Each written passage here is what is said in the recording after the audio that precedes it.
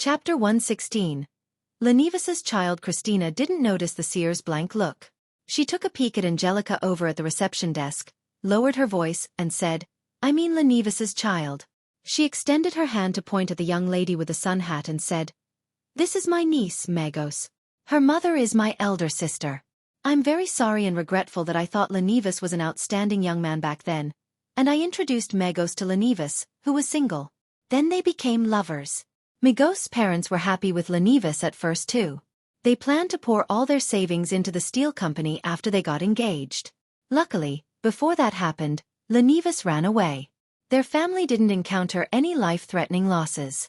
Unfortunately, my sister and brother-in-law have to explain to their relatives and friends why the engagement ceremony will be cancelled, and they have to worry about the child that Magos is bearing. We believe in the god of steam and machinery. We are not believers of Lord of Storms. We don't believe in chastity before marriage. We don't blame Magos, and even pity her.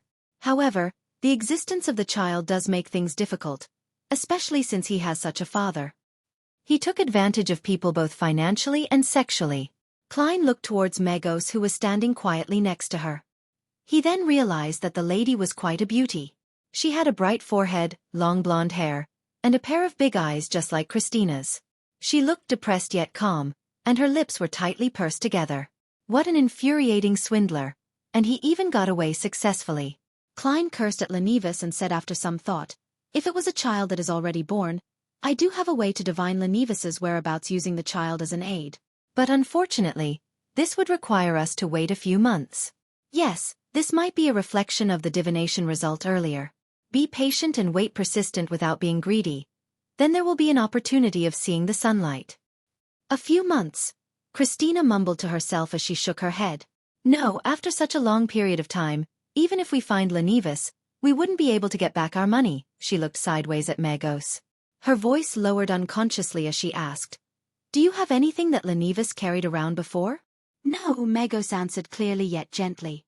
"Would the ring he gave me count? It must be something that he carried for a very long time."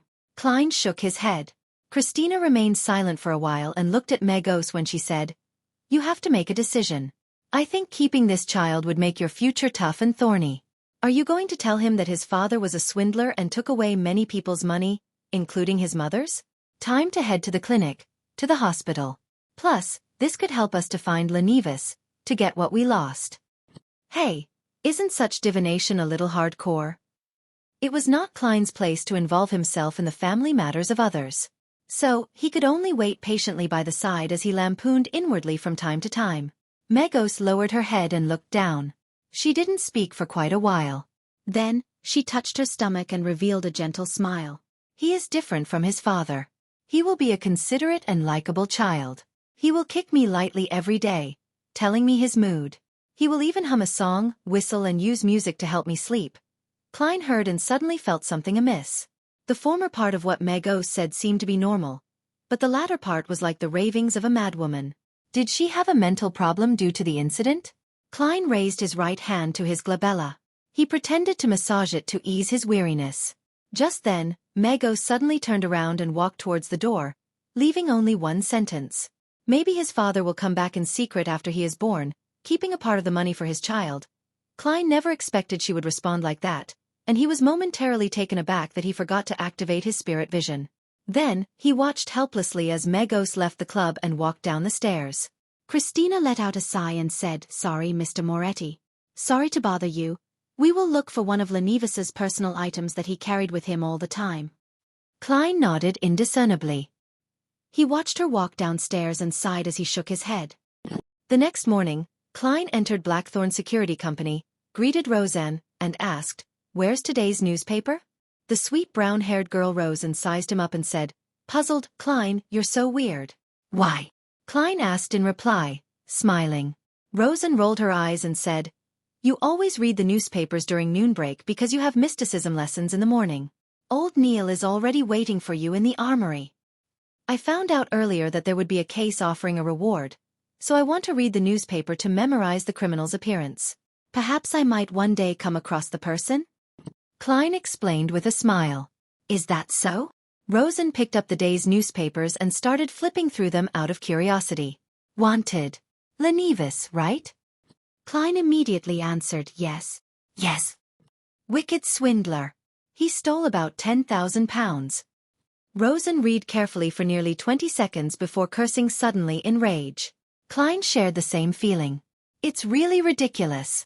Even I want to apply to take over the case. Rosen continued to read and shook her head regretfully. The case doesn't seem to involve supernatural factors.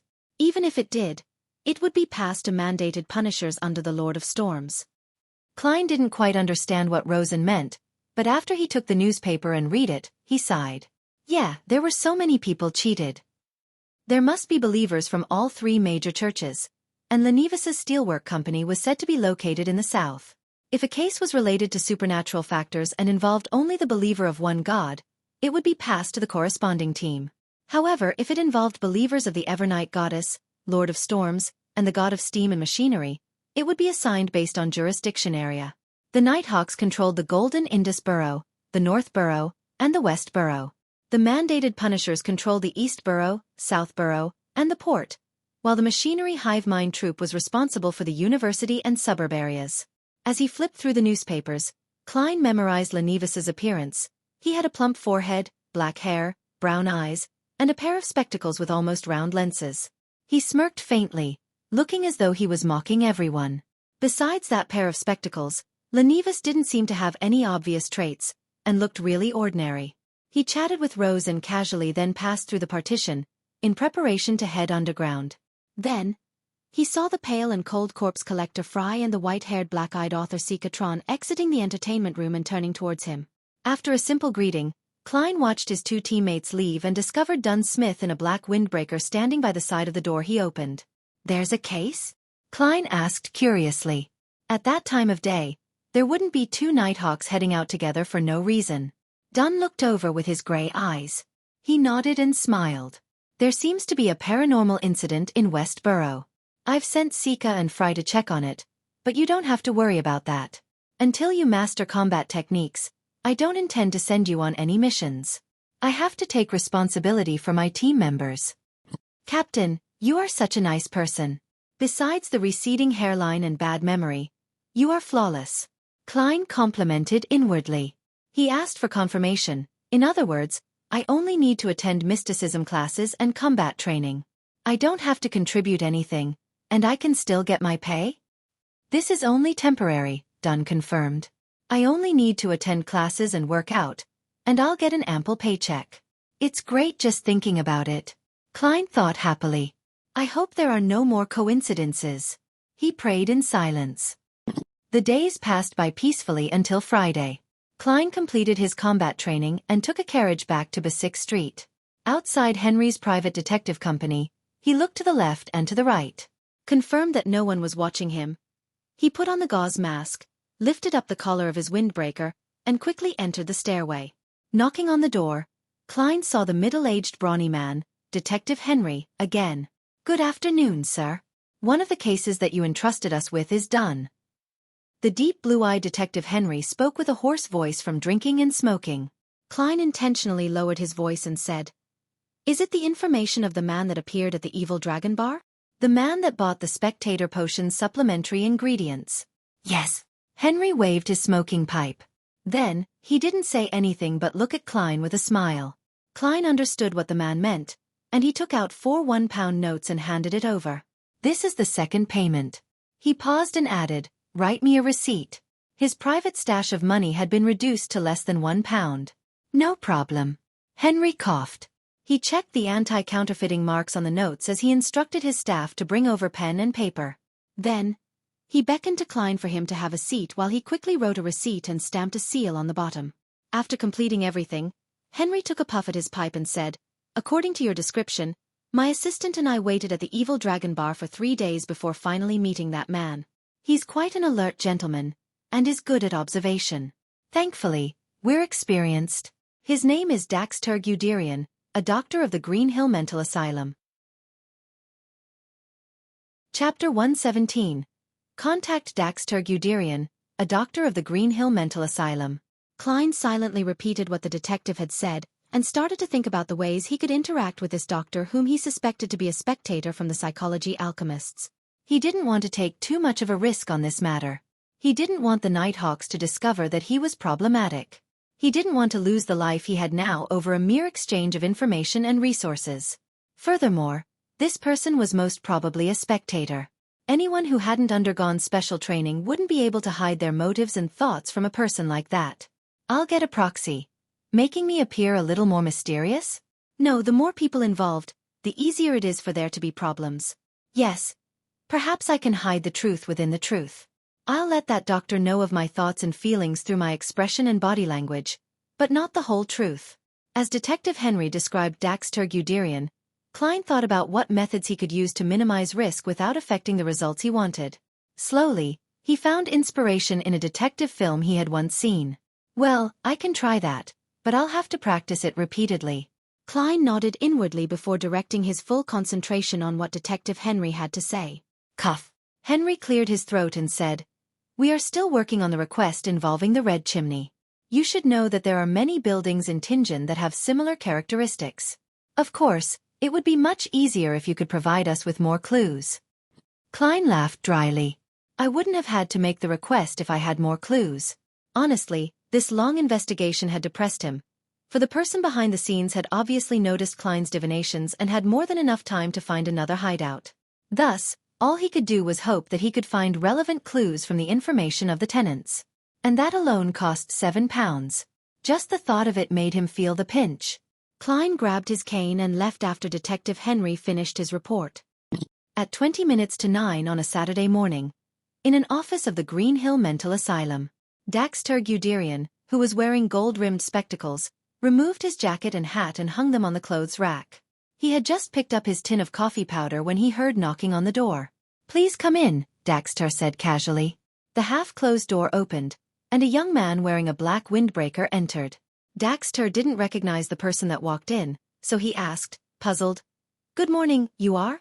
Klein closed the door, took off his hat, and pressed it against his chest before bowing. "Good morning, Dr. Daxter. Please forgive me for taking the liberty to visit without any warning. I am Probationary Inspector Klein Moretti of the Awa Police Department. These are my identification documents and badge." "Inspector?" Daxter muttered softly as he received Klein's identification documents and badge. "Special Operations Department." He looked up slowly, his eyes calm, as if he was scrutinizing something. Short black hair, pupils slightly darker than brown, a scholarly aura, no ill intent at the moment. Daxter returned the items and pointed to the chair on the other side of the table. "Please have a seat, officer.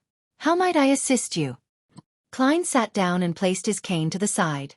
He slowly put away his documents and badge, then smiled. "Please allow me to reintroduce myself. I am also a member of Tingen City's Nighthawk Squad, specializing in dealing with incidents involving the supernatural." "Good morning, Mr. Spectator." Before he finished his sentence, he wasn't surprised to see Daxter's pupils constrict. Daxter retracted his hand, looking like he was about to escape. "Officer, I don't understand what you mean." Daxter forced out a few words, almost unable to maintain his form. "I don't like jokes like this. Perhaps I should call security." Klein slowly took out his revolver from his armpit holster, his smile unchanging. "Mr. Daxter, I know that you can see my confidence and that I do not have any ill intent. Haha, honestly speaking, I wasn't too sure myself, but your reaction gave me the answer I needed. Every sentence I said just now is true," Klein added in his heart. Daxter relaxed slightly, his gaze shooting toward the revolver. He asked, confused, "I find it hard to understand why you came looking for me." "I don't think that I revealed anything," Klein laughed and replied. "It was just a coincidence, or perhaps fate wanted us to meet. We ran into each other once in the underground market at Evil Dragon Bar, but you didn't notice me back then. You were smart to purchase the supplementary ingredients for the potion first, but since I am familiar with that formula, you caught my attention." Daxter suddenly exhaled, as if he just lost the motivation to defend himself. "I see. I thought I was careful enough to think that, after muttering to himself, he looked into Klein's eyes and said, "Officer, I know that you're not here to arrest me. What is your true motive for being here?" With a relaxed expression, Klein said, "I am different from the other Nighthawks. I don't believe that beyonders not within our ranks are criminals in the making. This is not fair to those who adhere to the law. Daxter changed his posture. He loosened up and said, "The world would be at peace if the other Nighthawks, mandated punishers, and machinery hive mind acted like you. You know of other members from the Nighthawks, mandated punishers, and machinery hive mind?" Klein feigned surprise. This is not something a person who became a Beyonder by mistake should know. There must be an organization behind you. He leaned back and said with a smile, "Psychology alchemists." He casually watched Daxter's expression contort as he said those words. "I could see that you were anticipating my answer, yet I still missed the bait and fell into your linguistic trap," Daxter said in frustration. He started to notice that the spectator state wasn't omnipotent. He could tell why the other party was here, but it didn't mean he understood the specifics. Klein stroked the cylinder of his revolver and said, "Doctor, we need to have an honest conversation. That can start with me. I don't believe that Beyonders not under management are potential criminals, but I agree that every Beyonder must be registered and monitored. This is a precaution against the risk of Beyonders losing control. It's to avoid the occurrence of something even more dangerous. I won't disrupt your normal life, but I hope that there can be limited cooperation between us." "Limited cooperation?" Daxter asked, as if thinking about something. Klein let out a soft chuckle. "Yes, limited. For example, tell me about your condition regularly. You should know that it is possible to save someone who has not completely lost control yet, and the Nighthawks have considerable experience in this regard. Or, if you could give me clues of a Beyonder you know, or a Beyonder in your organization who is about to do something that can endanger the innocent. Or, if you would like to exchange something for items that you could make more use of. This is a perk I am giving you. You should know what perks mean. Also, you need not worry about being suddenly prosecuted by members of the Nighthawks, mandated punishers, or machinery hive mind one day. You can live your life in joy and stability. We will give you something you can use to prove your identity. You can use it when you have no other options left." Daxter listened on silently. It was a while before he said, "You want me to betray my organization?" "No, not betray," Klein said sincerely. "This is the protection of justice, morals, and kindness. You are stopping something evil, merciless, and bloody. Other than that, I wouldn't ask you to betray the secrets of the organization you are in." Daxter thought for a moment, as if feeling better now that there was an excuse. He was silent for a few seconds before he extended his right hand. "Here's to a successful cooperation." Klein shook his hand with his free hand and said, "A successful cooperation." He paused for a moment before chuckling. "Doctor, can you now tell me if you are a member of the Psychology Alchemists?" "Yes." Daxter nodded. Klein, who hadn't deactivated his spirit vision since he entered, didn't see any changes in the colors of his emotions. Thus he asked discreetly, "How did you join the Psychology Alchemists?" Daxter looked into his eyes and said, "I discovered that there was a patient of this asylum who could see right through me when I was tending to him. His clear mind was nothing like a lunatic. His name is Hood Eugen." Klein committed the name to memory and chatted with Daxter a little longer, deciding on a secret way to communicate and meet up. He didn't exchange matters regarding potions, formulas, and rumors for the time being. At an appropriate moment, he bade farewell and put away his revolver before leaving Daxter's office. Daxter exhaled after he saw Klein's back disappear from his field of vision. He slumped into his chair, feeling a little agonized and little relaxed. 36 Zutland Street. Inside Blackthorn Security Company. Seated behind his desk, Dunn swept the area with his gray eyes and asked, "What happened?"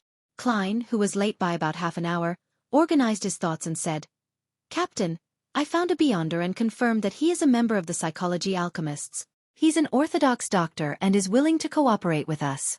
I think it's best to maintain the status quo. He could help us learn more about the current condition of the Association of Psychological Alchemy."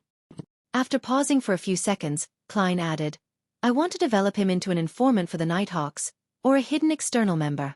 The word informant came from the Intis language. It was created by the Emperor Roselle.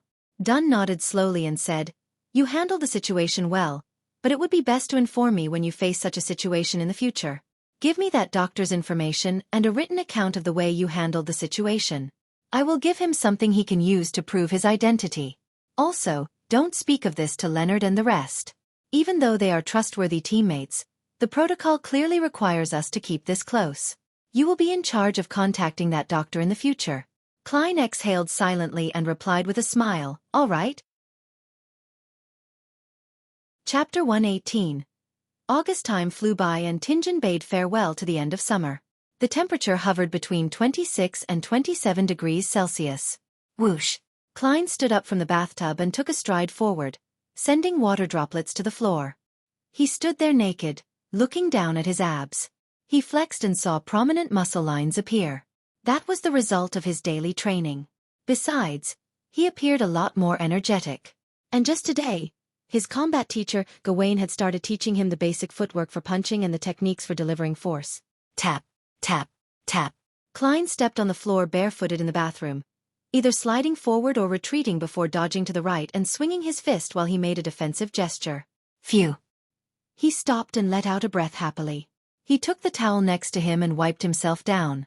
After getting in touch with Dr. Guderian, the doctor in the mental asylum, Klein seemed to escape from coincidences for 2 whole weeks. Without the constant barrage of supernatural incidents, his life became stable. He received his paycheck on time, researched mysticism in depth, trained his marksmanship and fighting skills, developed new cooking recipes, slowly gathered decent utensils and decorations with Benson and Melissa, asked his teammates about supernatural cases in the past, divined for people who came to the club, and strictly followed the principles he figured out. That made him more stable. If it wasn't for the late nights in which he still missed Earth, the red chimney that had yet to be uncovered, or the misfortune cloth puppet's picture that still appeared in his dreams occasionally, he would have started getting used to his current life and think of it affectionately. During that time, 3 tarot club gatherings were convened, but Klein didn't receive any new pages of Roselle's diary. However, according to Justice's explanation, she had gotten to know 2 Beyonders and she was getting in touch with them consistently. When she got into their circle of acquaintances, it was likely that she could trade for more pages of Roselle's diary. The Hanged Man also expressed that he had returned to land and was dealing with some matters. He would begin looking for more as soon as he had more free time. Besides, Justice felt that the 2 Beyonders whom she knew were potential targets to join the gathering. They both had decent identities as cover, with certain but different channels of information, as well as principles and unique characteristics. They were not the kind of people that would sell out a secret. The only problem was that they were only Sequence 9 Beyonders, which wasn't too suitable for a high-end secret organization like the Tarot Club. High-end secret organization? Sounds more like a pyramid scheme. Klein only let out a heavy sigh to cover up the fact that he was at a loss for words to reply to Miss Justice's complacency. He could only agree to observe the 2 Beyonders further. Of course, Justice wasn't the innocent and romantic maiden from before. She kept her guard up and never mentioned the names and traits of the 2 Beyonders. She was afraid that the Hanged Man would be able to identify her through that. Miss Justice said that she clearly feels the signs of the potion digesting. She might need another 3 to 4 weeks until she completes her acting as a spectator. My scheduled acquisition of the telepathist formula has to be brought forward. Klein threw aside the towel that he used to dry himself and put on his clothes as he thought about the Tarot Club from the day before. In the last 20 days, he had only met Dr. Guderian once. He had the idea of haste makes waste, so he merely chatted about the doctor's state and asked unimportant matters about the psychology alchemists. Given the speed with which Justice was digesting the potion, he had no choice but to begin thinking about how to get the formula of Sequence 8 telepathist from Daxter earlier. Klein buttoned his shirt and took another dry towel to wrap around his head to absorb the water in his hair. Compared to Justice, he was digesting the seer potion even faster than expected. By this week, the sounds that he shouldn't hear and things that he shouldn't see had already vanished while engaging in cogitation or spirit vision. Flipping over the towel, Klein dried his hair again. He lifted his head to look at the door and muttered to himself, "The seer principles that I figured out are really efficient. Next week. I should be able to digest the potion entirely by next week. I have no idea where to get the single horn of a matured Hornaceous Grey Mountain goat and a complete stock of a human-faced rose required by the clown formula. Maybe I could do as Lady Daly did and send in a special application? But that would definitely attract the attention of the higher-ups, and I want to develop at my own pace. The believer from the Aurora Order in the police department was found too, but I have yet to find out who this Mr. Z is. Henry said that he would complete the red chimney task before the end of this week. My private stash of money has returned to slightly more than £7, so at least I don't have to worry about making the final payment. Some of the information on houses and tenants that he provided before didn't seem to have any abnormalities, but I have no time to investigate them one by one. Perhaps I could see which red chimney houses have gotten new tenants recently? That's one way to look at it. Sitting silently for another half a minute, he put on his black trousers, bow tie and armpit holster. He then picked up his sweaty night training suit from the floor and tossed it into the laundry basket. He opened the door and exited the bathroom. He had just finished his Wednesday afternoon combat training, and he was still at his teacher Gawain's place. "Hello, Mr. Moretti." Gawain's maidservant happened to pass by, and she quickly bowed. Klein nodded slightly and pointed at the messy bathroom. "Could you clean this up, please?" "Of course, sir. The clothes will be taken care of by the laundry maid.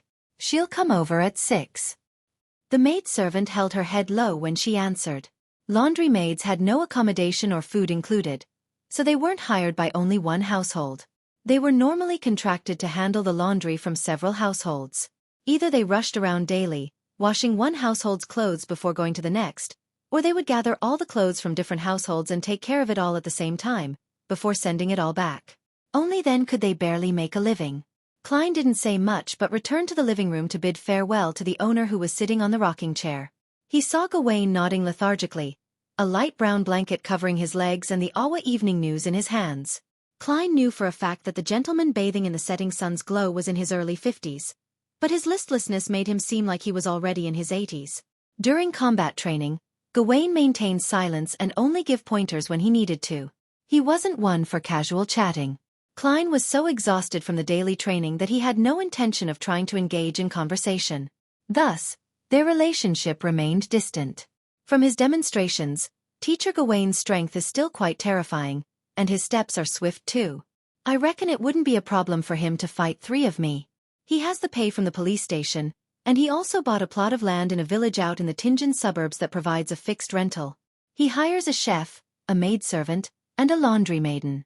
In the foodaholic empire on Earth, a man in his 50s with such wealth would have been traveling the world. Klein looked away from Gawain and shook his head.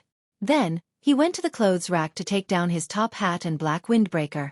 After he tidied himself up, he took his cane and exited the house.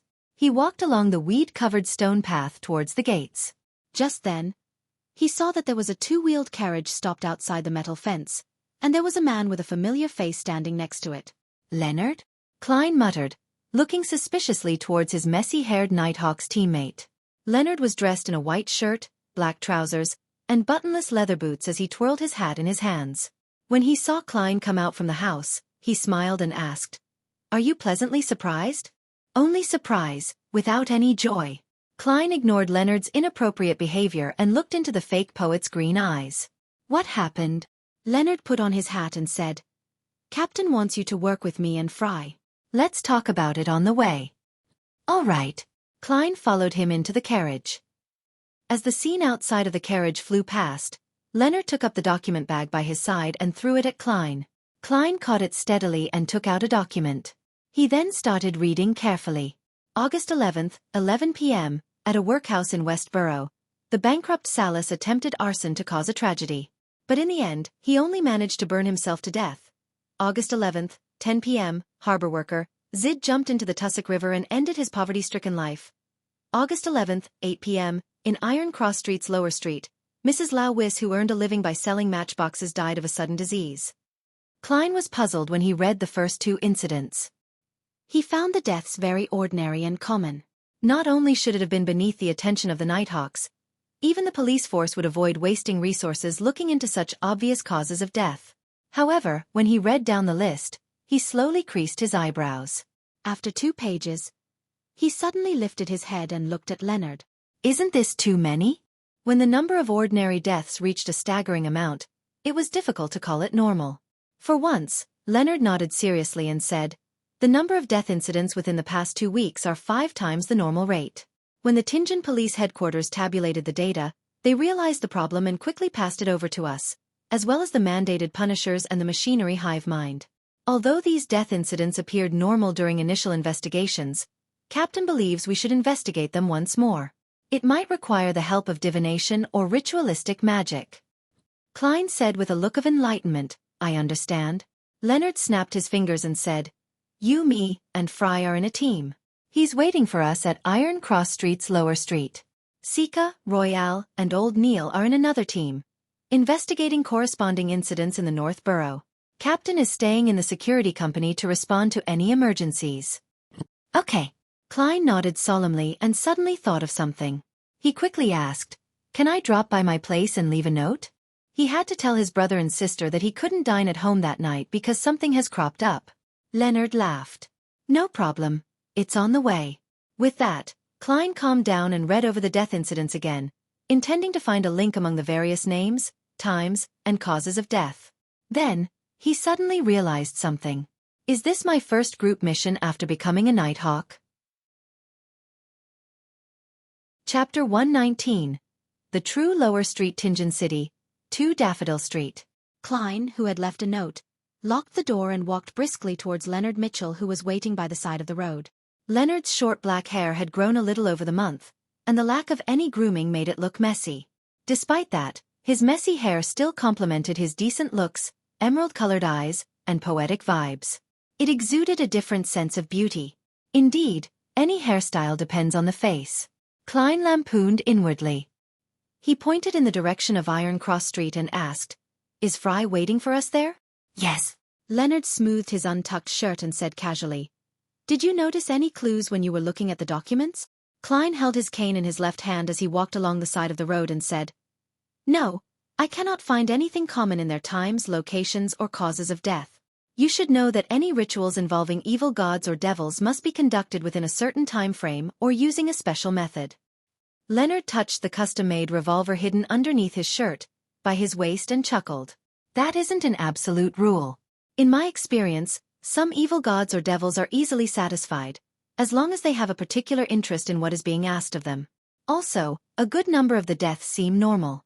We have to omit them before we can arrive at the real answer." Klein glanced at him and said, "That's why the captain asked us to investigate once more. To eliminate the normal incidents." "Leonard, your tone and description tell me that you have considerable experience in this area, but you have only been a member of the Nighthawks for 4 years, with an average of 2 supernatural incidents a month. Furthermore, a large number of those were simple and easy to solve." He always felt that Leonard Mitchell was a little weird and mysterious. Not only was he always suspicious of him, believing that there was something about him. In addition, his demeanor also changed from time to time, sometimes quiet, sometimes arrogant, sometimes flippant, sometimes staid. Could it be that you've also had a fortuitous encounter? An encounter that makes you view yourself as a star in a play? Klein made a rough deduction based on all the movies, novels, and dramas he had watched in the past. Upon hearing this question, Leonard laughed and said, "That's because you're not a full-fledged Nighthawk yet. You're still in the training phase." The Holy Cathedral compiles a record of all supernatural encounters experienced by cathedrals of the different dioceses and hands it down to its members once every 6 months. Aside from your mysticism lessons, you can submit an application to the captain and request to enter Cheney's Gate to read these records. Klein nodded in enlightenment. "The captain has never mentioned this to me." Klein hadn't had the opportunity to enter Cheney's Gate up to this point. Leonard chuckled and said, "I thought that you were already used to the captain's style. To think that you are still naively waiting for him to remind you." Upon saying that, he added meaningfully, "We must be cautious of the captain if there ever comes a day when he remembers everything." "Would that mean a loss of control?" Klein nodded, his expression serious. He then asked, "Is the forgetfulness unique to the captain? I had thought that it was a problem brought about by the sleepless sequence. Burning the midnight oil usually leads to memory loss. More accurately, it's a symptom unique to a nightmare. With dreams and reality intertwined, it's often hard for a person to differentiate between what is real and what isn't. They need to remember what isn't part of reality." Leonard wanted to elaborate further, but they had already arrived at Iron Cross Street and found corpse collector Fry waiting for them at the public carriage station. Fry was wearing a round black hat and a windbreaker of a similar color with a leather briefcase in his hand. He was so pale that it made Klein suspect if he would soon collapse at any time. His icy aura made everyone else waiting for the carriage keep their distance from him. After nodding to each other, the 3 grouped up silently and walked past the Smyron Bakery before turning onto the lower street of Iron Cross Street. They were immediately faced with a din merchant selling clam soup, seared fish, ginger beer, and fruits were shouting hysterically for attention, causing the pedestrians to involuntarily slow down. It was already a little past 5. People were returning to Iron Cross Street, and the sides of the streets were becoming crowded. Some children were mixed in the crowd, coldly watching everything, placing their attention on the pockets of the pedestrians. Klein frequently came here for cheap cooked food and was familiar with the streets, especially since he had lived in a nearby apartment in the past. He reminded the group, "Be careful of thieves." Leonard smiled. "You need not mind them." He pulled on his shirt and adjusted the holster of his gun, revealing his revolver. Suddenly, all the gazes fixed on them shifted away. The pedestrians around them instinctively made way. Klein froze for a moment, then caught up to Leonard and Fry with large steps. He lowered his head, trying hard to avoid being noticed by anyone he knew. Benson and Melissa still had dealings with the neighbors here. After all, they hadn't moved too far away. The three made their way past the area that had many peddlers and turned into the true lower street of Iron Cross Street. The pedestrians here were all dressed in old, ragged clothes. They were cautious of strangers wearing bright and beautiful clothes. Yet, there was also greed in their eyes, like vultures eyeing a meal, waiting to strike at any time. But Leonard's revolver prevented any accidents from happening. "Let's first investigate the death from yesterday.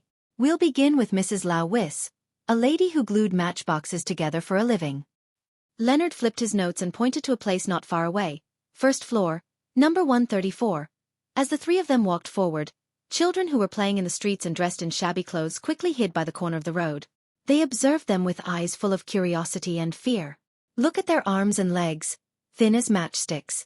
Leonard sighed. He entered building number 134 first. Air that was a mixture of numerous scents entered Klein's nostrils. He could faintly detect the stench of urine, sweat, and mold, as well as the smell of burning coal. Klein couldn't help but pinch his nose. He then saw Bitch Mountbatten, who had been waiting there for them. Officer Mountbatten had a brownish-yellow mustache and was envious of Leonard's rank of inspector. "Sir, I have already asked Lanevus to wait in her room," Bitch Mountbatten said with his unique, shrill voice. He clearly didn't recognize Klein, who now looked more energized and proper. All he cared about was sucking up to the three officers in front of him as he led them to the Lanevus family on the first floor. It was a simple apartment. There was a bunk bed laid upright inside the room and a desk filled with glue and hard paper on the right side. The corner of the room was piled full of frames for matchboxes, while an old cabinet sat on the left, acting as a storage space for both clothes and cutlery. A stove, toilet, and a small amount of coal and timber occupied the two sides of the door, while the center of the room was occupied by two dirty mattresses. A man was sleeping under a torn blanket, leaving no space for anyone to walk. A lady lay on the lower level of the bunk bed, her skin ice cold.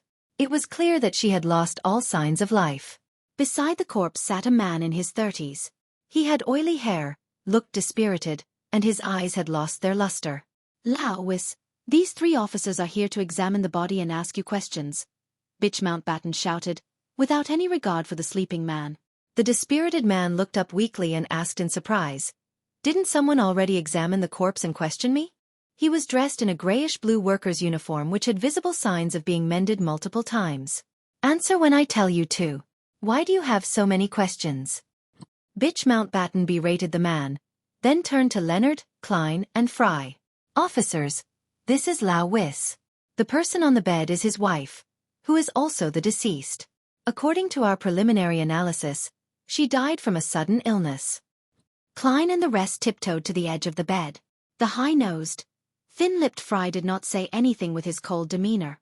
Instead, he patted Lanevus gently, signaling for the man to make way so that he could examine the body. Klein looked at the sleeping man and asked, "This is? My tenant." Lanevus rubbed his forehead as he said, "The rent for this room is 3 solely 10 pence a week. I'm only a worker at the harbor, and my wife made 2¼ pence per crate of glued matchboxes. Each crate H has up to 130 boxes. We also have a child. We can only rent the rest of the space to someone else. We only charge a solely a week for the mattress. I have a tenant who's helping out at the theater, and he's not back before 10 at night. He sold his rights to the mattress in the daytime to this man. He's the person who watches over the gate of the theater at night, so he only pays 6 pence every week." Hearing the other party stammer as he explained, Klein couldn't help but look at the crate in the corner of the room. One crate had 130 matchboxes and only earned them 25 pence, about the cost of 2 pounds of black bread. How many crates could she manage a day? Leonard surveyed the surroundings and asked, "Was your wife acting abnormally prior to her death?" Lanevus, who had been asked similar questions, pointed to the left side of his left chest and said, "From last week. Well, perhaps the week before. She said that she felt stuffy in this area and couldn't catch her breath." "The precursor to a heart condition? A normal death?" Klein interrupted. "Did you see how she died?" Lanevus recalled. "She stopped working after sunset. Candles and gas are more expensive than matchboxes. She said that she was very tired and asked me to talk to the kids and let her rest. When I saw her again, she had already stopped breathing." Lanevus could no longer hide his grief and pain when he said that. Klein and Leonard asked several questions, but could not find anything unnatural about the death. After they looked at each other, Leonard said, "Mr. Lanevus, please wait outside for a few minutes. We are going to conduct a thorough examination of the corpse. I don't think that you'll want to see that." "All right." Lanevus stood up anxiously. Bitch Mountbatten walked toward the mattress and kicked the tenant, violently chasing him out of the apartment. He then closed the door and guarded the room from the outside. "So." Leonard looked at Fry. "She died of a heart attack," Fry said with certainty, retracting his hands. Klein thought for a moment before taking out a halfpenny, intending to do a quick judgment. "Mrs. Lanevus's heart attack was due to supernatural causes?" "No, that is too narrow. The answer might be misleading." "There are supernatural factors influencing Mrs. Lanevus's death." "I'll use that." He quickly decided on a statement. As he recited the statement, Klein made his way to the side of Mrs. Lanevus's corpse. His eyes turned darker as he tossed the coin. The sound of the coin reverberated around the room as it fell, straight into Klein's palm. This time, the portrait of the king was facing up. This meant that there were supernatural factors influencing Mrs. Lanevus's death. Chapter 120. Workhouse. There is the presence of supernatural factors. Klein's eyes returned to normal, and he looked at Leonard and Fry. Leonard suddenly chuckled. "Very professional, and deserving of the title of seer. Are you trying to hint at something?" Klein muttered in his head. Fry opened his suitcase and took out a silver knife and other tools. He paused and asked, "The corpse tells me that she really died of a sudden heart attack. Do you have any way to divine a more detailed answer?" Klein nodded seriously and said, "I can attempt to combine a mediumship ritual and a dream divination. Hopefully, I'll be able to obtain something from Mrs. Lanevus's remaining spirituality." Fry maintained his cold and reserved state. He took 2 steps back and said, "Give it a try." He turned his head sideways and looked at Klein. He suddenly sighed without much fluctuation in his tone. "You're getting more and more used to this kind of situation. It's not like I wanted it." Klein had an urge to cry. He then took out the bottles of pure dew, essential oils, and herbal powder. Then, he quickly set up the mediumship ritual. He chanted the honored titles of the Evernight goddess in the middle of the spirituality wall and recited his prayers in Hermes. Soon, wind spun around him and the light grew dimmer. Klein's eyes turned entirely black, and he repeated the divination statement, "The cause of Mrs. Lanevus's death. The cause of Mrs. Lanevus's death." He entered the dreamland while standing and saw a translucent spirit lingering around the corpse. Then, he extended his illusory right hand to touch Mrs. Lanevus's remaining spirituality. In an instant, light burst out in front of him as scenes flashed past, one after another. There was a skinny and sallow lady dressed in ragged clothes, busily making matchboxes. She suddenly paused and held her chest. She was speaking to her 2 children. Her body wavered as she gasped for air. She was buying black bread when someone suddenly patted her. She was having the symptoms of a heart attack again and again. She was feeling weary and got into bed, but she never woke up ever again. Klein observed every single detail, intending to look for a trace of the supernatural factor. But when everything ended, he still hadn't gained any clues. As the blurriness shattered, Klein left the dreamland and returned to reality. He dispelled the wall of spirituality and said to the waiting Fry and amused Leonard, "There were no direct symptoms. Most of the scenes revealed that Mrs. Lanevus had a heart ailment a long time ago. The only scene that was different was when Mrs. Lanevus was patted on the back by someone. The hand was fair and slender, apparently a woman's. For such a family, they wouldn't go to a doctor unless they're very, very sick. Even if they were to queue at a free charity hospital, time is not something they can afford to lose. A day without work might mean no food on the table the next day." Leonard sighed emotionally like a poet. Fry looked at the corpse on the bed and sighed lightly. Before Klein spoke, Leonard quickly got out of his pensive state and said thoughtfully, "Are you implying that the supernatural factor came into play when Mrs. Lawis was patted?" "It came from the slender hand of a lady or madam."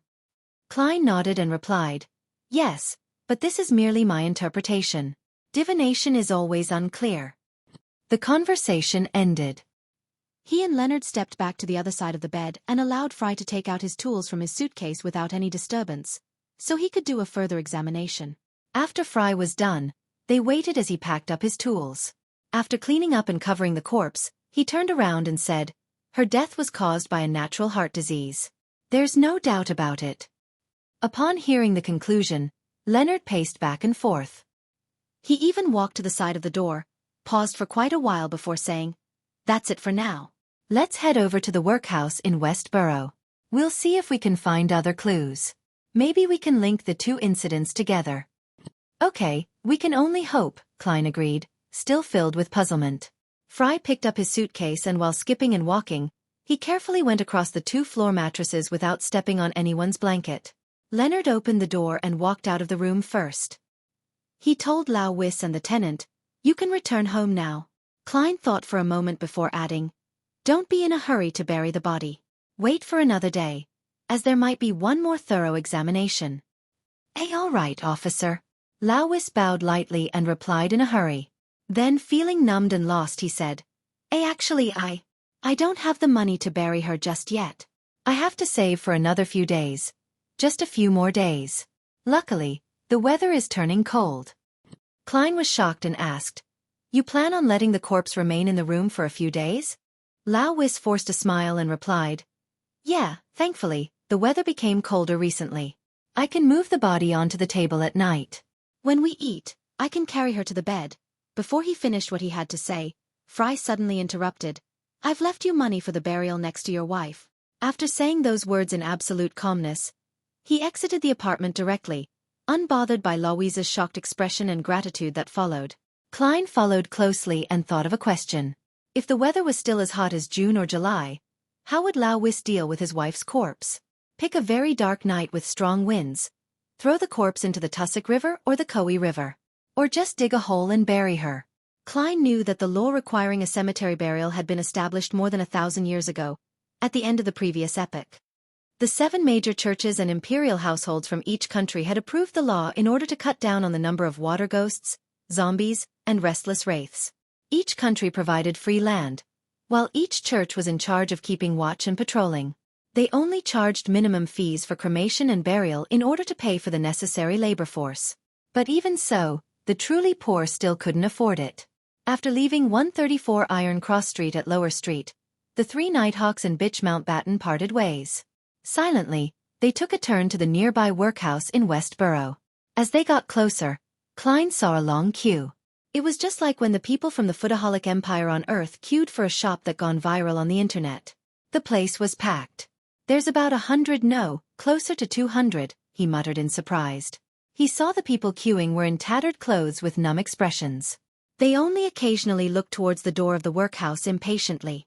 Fry slowed down and said coldly, "There is a limit to the number of homeless poor each workhouse will accept daily. They can only take them in based on the queue order. Of course, the workhouse will examine and refuse entry to those who fail to meet the criteria." "The economic recession in the recent months has played a part too," Leonard sighed. "Those who don't manage to queue will have to figure out a way of their own?" Klein asked subconsciously. "They can also try their luck in the other workhouses. Different workhouses have different operating hours. However, each one has the same long line. Some of them would wait from 2 in the afternoon." Fry paused. "The rest of the people mostly starve for a day. Then, they lose their ability to find a job and fall into a vicious cycle that leads directly to death. Those who can't withstand the hardship end up losing their struggle to stay on the good side of the law." Klein fell silent for a few seconds before letting out a sigh. "The newspapers never publish any of this. Mr. Fry, I hardly ever hear you speak so much. I was once a pastor in a workhouse of the goddess." Fry maintained his cold attitude. When the 3 of them arrived at the door of the workhouse in Westboro, they showed their identity documents to the doorkeeper, who was eyeing the queuers arrogantly, before they were taken into the workhouse. The workhouse was transformed from an old church. There were mattresses and hammocks all over the mass hall. The pungent scent of sweat mixed with the smell of athlete's foot permeated every corner. In and out of the hall, there were many poor families. Some swung hammers to break rocks, some picked oakum. No one was free. In order to not let poor people rely too much on workhouses and turn into scoundrels, the Poor Law established in 1336 enforced a rule whereby every poor person can only stay in the workhouse for 5 days at most. Any longer than that, one would be cast out. During the 5 days, they have to do manual labor, such as breaking rocks or picking oakum. These are the same tasks that criminals in prison do, Fry explained to Klein and Leonard briefly without much emotion. Leonard opened his mouth, and no one was sure if he was teasing or explaining. When they leave this workhouse, they could go to another one. Of course, they might not be able to move in. Perhaps to some people, poor people are like criminals. Picking oakum? Klein was quiet. He didn't know what else to ask. The fibers of old ropes are actually a great material to seal the gaps in boats. Fry stopped and found a burnt mark on the ground. A few minutes later, the director and pastor of the workhouse rushed over. They were both men in their 40s. Salas started the fire here and only burnt himself to death? Leonard asked, pointing at the ashen mark on the ground. The director of the workhouse was a man with a broad, bumpy forehead. He scanned the area where Inspector Mitchell was pointing with blue eyes and nodded in affirmation. Yes. Before that, did Salas act strangely in any way? Klein asked. The director of the workhouse thought and said, according to the person that slept next to him, Salas had been chanting, "The Lord has given up on me. The world is too filthy, I have nothing left," stuff along those lines. He was filled with resentment and hopelessness. But no one expected him to break all the kerosene lamps and start a fire to burn the place down while everyone was sleeping. Thank the Lord, someone found out in time and stopped his wicked act. Klein and Leonard then found a few people who had slept next to Salas the night before, and they also found the guard that stopped the tragedy. However, those people didn't have anything new to tell them. Of course, they used spirit vision, divination, and other methods to check if any of the people were lying or misleading them. It seems that Salas long had the idea to take revenge and self-destruct. It seems to be a very normal case. Leonard waited till the director and the pastor left to express his opinion. Klein pondered and said, "My divination tells me that a supernatural factor had influenced this case. Let's eliminate Salas's fire case temporarily," Leonard concluded. Just then, Fry suddenly said, "No, maybe there is another possibility. For example, Salas acted at the instigation of someone else, a beyonder who didn't take any supernatural measures." Klein's eyes lit up as he echoed, "It's very possible, such as the instigator from before." Instigator Triss. But that wouldn't have any connection with Mrs. Lawee's death. He thought, creasing his eyebrows lightly. Chapter 121. Leonard's hypothesis. After hearing Klein's and Fry's guesses, Leonard tugged on his collar and paced about, saying, "Then we have to investigate everyone in the workhouse who came into contact with Salas, as well as everyone he came across after he went bankrupt and was chased out of the house. It's very troublesome indeed. Time is of the essence. Let's split up and do a cursory check here, then head to the third reported death in the Westborough and leave the rest to the police." "All right," Klein answered without hesitation. Fry didn't have any objections. He turned towards the people who had been sleeping near Salas last night. Klein was about to find someone to question when he suddenly saw Leonard shooting looks at him.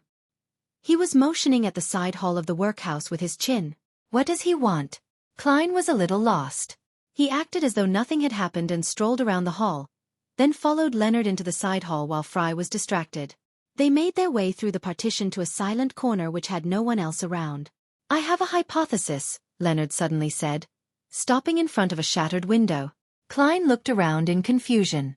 "What's your hypothesis?" Leonard, with his deep green eyes, he returned a question. "If there were no supernatural factors, what do you think Mrs. Lawee's outcome would have been?" Klein thought for a moment, then said solemnly, "The same, just delayed by a week or two, perhaps a month. But to a family like theirs, they would have only seen the doctor when she really was at her limit. As long as her heart problems turned for the worse, there would be no way for her to be saved." Then what about Salas? If he hadn't been instigated by someone, what kind of end would he have?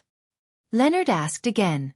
Klein pondered and said, "From the description in the information, Salas was already very angry about his bankruptcy, and was furious that no one saved him. I think that he would have exacted his vengeance sooner or later, but not at the people at the workhouse. He might have targeted the boss that made him bankrupt or the staff of the bank that seized his house. What would the result of his revenge be? Leonard pressed on. Without a doubt, he had already decided to end his life. He would have died no matter what the result of his revenge was. Klein gave an affirmative answer. Leonard nodded and revealed his signature flippant smile. Then can we conclude that Mrs. Lanevus and Salas were both people fated to die soon? Klein was a knowledgeable keyboard warrior. Upon hearing the question, he immediately had a guess. You're saying that their deaths were moved forward by some supernatural factors? But why? A more accurate description would be, their life force had been shortened by some supernatural factor. It was stolen. And life force is the best material when it comes to summoning evil gods and devils or conducting terrifying curses. Leonard smiled as he corrected Klein's guess. Summoning evil gods and devils or conducting terrifying curses. Klein looked into Leonard's emerald eyes and said, half in doubt, "You seem to be very sure of this?" "But for the time being, our investigation sample is only at 2. Leonard laughed cynically. "Klein, there's no need for any pretense between us. I saw you break free from the control of sealed artifact 2-049, and I know that you're special. And you should be able to sense that I'm a little different from the average Beyonder." His smile disappeared as he looked into Klein's eyes. "I've told you that there are many special people in this world that can always do things others can't, such as you and me. This world has a long history. There are many magical items that people wish to obtain, to control. They wish to become the stars of their own show. There aren't many people like that, but it's impossible that there are only 1 or 2 of them. I don't think that a Beyonder with his or her secrets is a bad person or an evil thug. I don't think that we even need to be clear on where their special abilities come from, and what they represent. As long as your actions are not endangering me, the Nighthawks or Tingen City, then you're still my partner. Similarly, I hope that you'll look at me with the same attitude. Of course, it's best not to speak of this to the higher-ups. Those fogies are old-fashioned and conservative, always thinking that special people like us will definitely lose control, definitely feel the pull and temptation of the evil gods or devils. But I have more secrets than you can ever imagine. Klein thought to himself. He said frankly, I share the same sentiments as you. I'll only look at your actions and your motives and don't care about how special you are. I will also try not to probe into your secrets. After saying this, he added in his heart, No, actually I do mind and am very curious, but I'm putting up with it for now. Leonard thinks that he is the star of a show? What kind of encounters did he have, and what kind of magical items does he possess? Leonard unfastened the buttons of his shirt and nodded with a chuckle. I'm glad that we have this understanding. In action novels, this is called the meeting of 2 protagonists. The wheels of history are set in motion. How shameless! Klein gave a perfunctory smile. He knew that the phrase wheels of history are set in motion came from the Emperor Roselle. Leonard paced around quickly. His green eyes brightened as he curled the corners of his mouth. All right, I'll be honest. I'm quite confident that the victims of these deaths would have died within the next 3 months, but their deaths have been brought forward to the past 2 weeks by someone, through some means. The other party's motive should be to summon evil gods or devils, or conduct a terrifying large-scale curse. It is easy for the culprit to hide their murders, given that their victims already showed signs that they were going to die soon.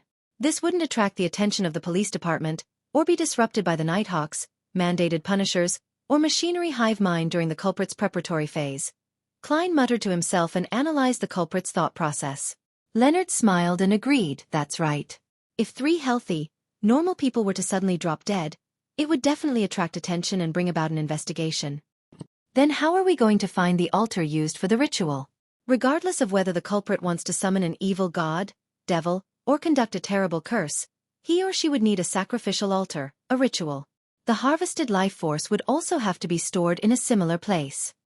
Klein chose to believe in Leonard, for he didn't have any other clues and was unable to make any other deductions.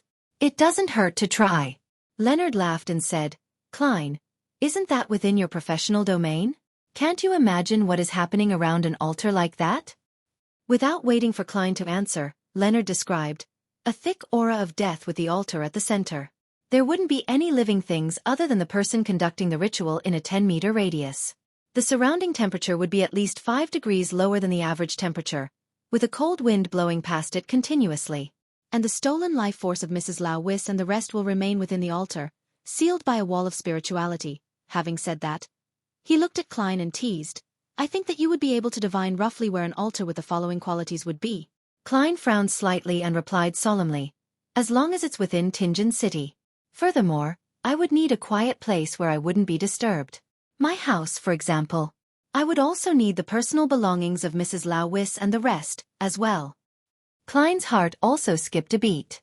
He felt that Leonard was a little too knowledgeable in the dark arts. No problem. Leonard laughed. He suddenly stepped past Klein and walked toward the hall, not saying anything more. That man sure has a unique style. Klein cussed in his heart and followed. When Leonard found Fry seriously taking notes, he put on a serious tone and said, I have a hypothesis and was hoping that Klein would give it a try.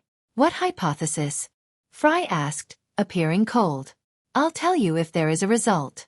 I don't want to be laughed at by Rosen and the rest. Leonard gave a whimsical excuse and changed the subject. Fry didn't ask any further. He acted according to the instructions and obtained Salas's and Mrs. Louise's personal belongings from the nearby police station, then met his partners at Klein's house. Wait in the living room and don't let anybody disturb me. Klein took out his pocket watch and looked at the time. It was about 6 now. Melissa might come back at any time. You can trust us. Leonard put his hands on his hips and paced around the living room. Fry sat silently on the sofa. Does Leonard have ADHD? Klein pouted and went to his room on the second floor. He locked the door and sealed the room with a wall of spirituality. After which, he set up an altar and asked for the help of the goddess, eliminating any disturbances. Then, Klein wrote a divination statement on a piece of paper. The position of the altar. He gave a sweeping statement to prevent himself from missing out on any information. Grabbing the piece of paper and the belongings of the dead, Klein laid down on his bed. He first recalled the scene Leonard described, then silently recited the statement 7 times. He didn't try using the world of fog firstly, because that weird and mysterious Leonard was downstairs. Who knew if he would notice something weird about the ritual? Secondly, his seer potion was about to be completely digested. It was likely that the aid of the ritual was sufficient for the success of his divination. Klein would only consider finding an opportunity to enter the world of fog if he didn't get a result. After all, the summoning of an evil god or devil was something that could threaten Benson, Melissa, and himself. With the help of cogitation, he quickly entered the dream and saw a hazy, illusory, fragmented scene. Soon after, an image floated before his eyes. It was a 2-story grayish-blue house bathed in a sunset glow. The windows of the first floor were shut tight and the dark curtains had no gaps. However, they expanded and contracted from time to time. The soil around the house was dark brown, but nothing was growing in it. The garden around the house seemed to be covered in shadows, dilapidated, and dark. There was a river flowing silently near the house. Some time later, Klein exited the dream, having not seen anything else. Leonard's hypothesis was correct. Where could that building be?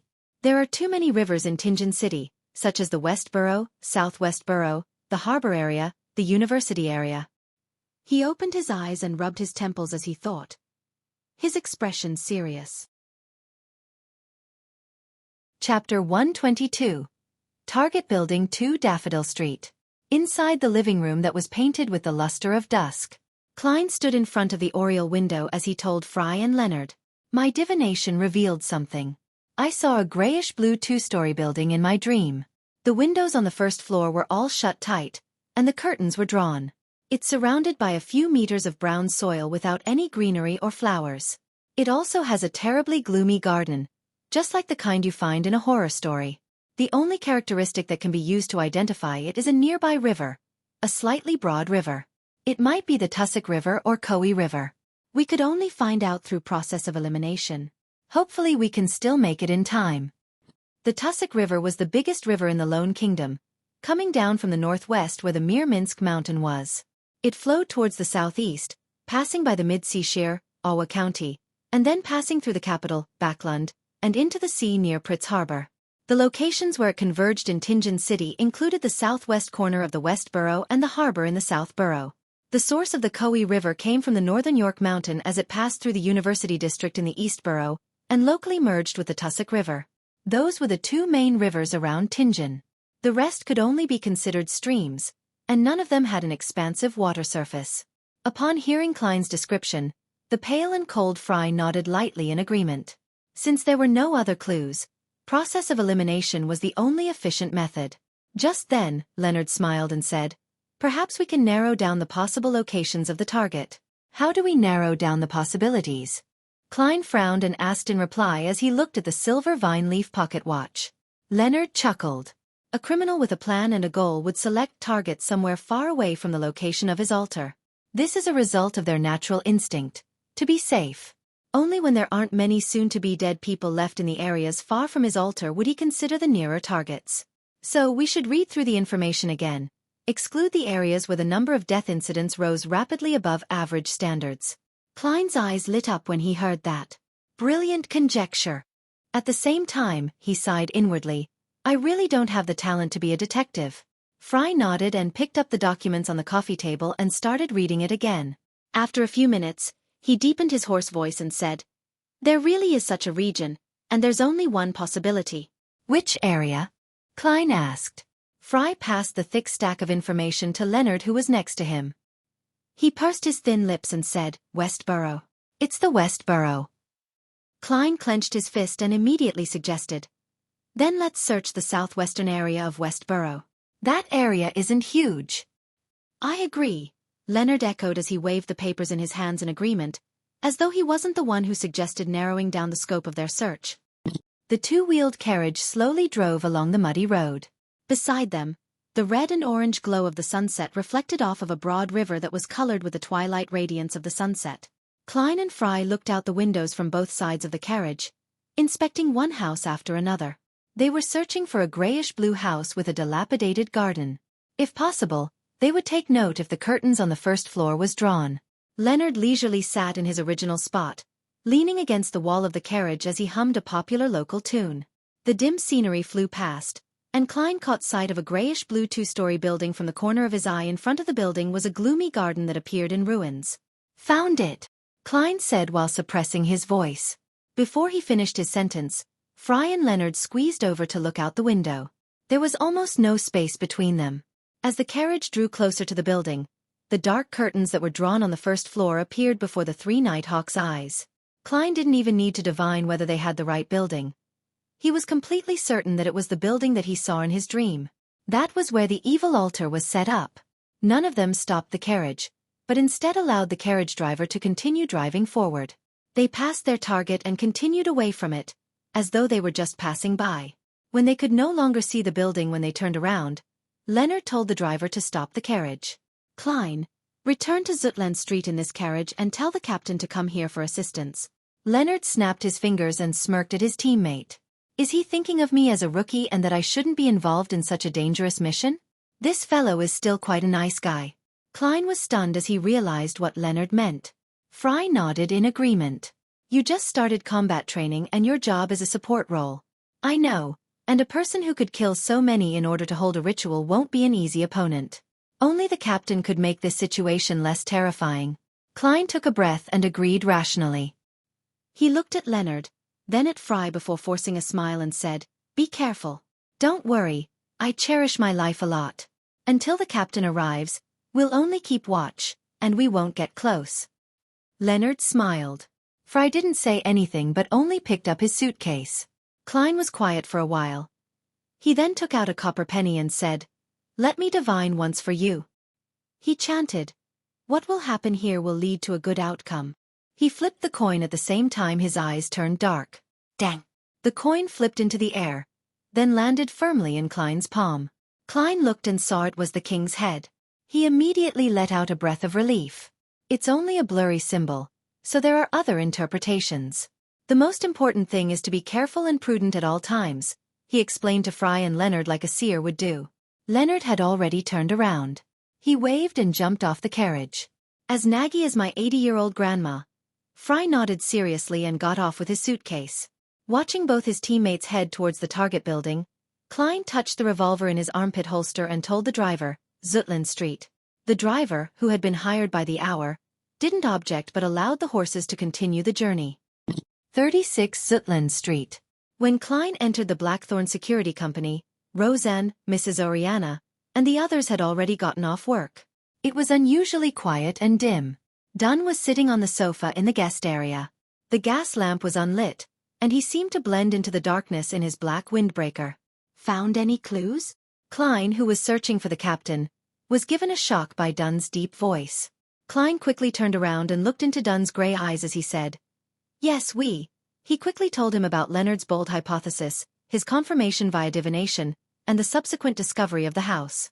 As for Leonard's confidence and the uniqueness that Leonard had discussed, they were unimportant and obviously not worth mentioning. Dunn cut in from time to time.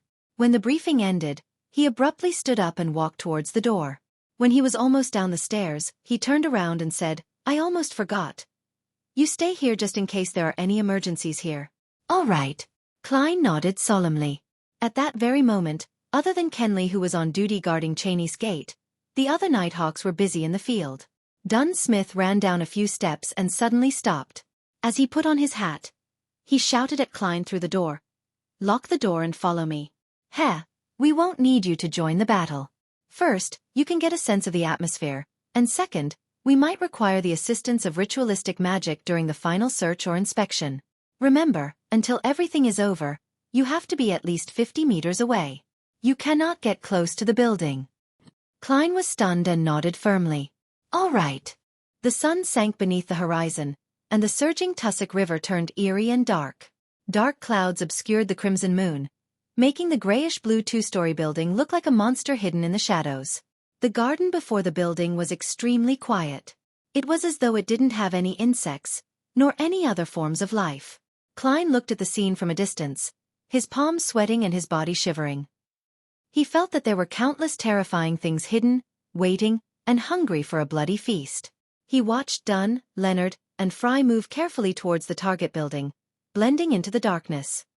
On the second floor of the grayish-blue building, in the bedroom without any lights, a gentle and sweet young maiden with a round face was seated before her dressing table, looking carefully at her face after the complicated skincare routine she had just completed. There was a silver mirror next to her right hand, its surface coarsely ground, almost unable to reflect a figure. Suddenly, a stream of blood seeped out from the mirror. The expression of the gentle and sweet-looking Trissy suddenly grew grave. She stood up, walked to the window, and looked out in silence. Chapter 123. Beyonder battle vines grew all over the dilapidated garden outside the glass windows. The river flowed softly, reflecting the stars in the sky as warm glows suffused out of the nearby buildings.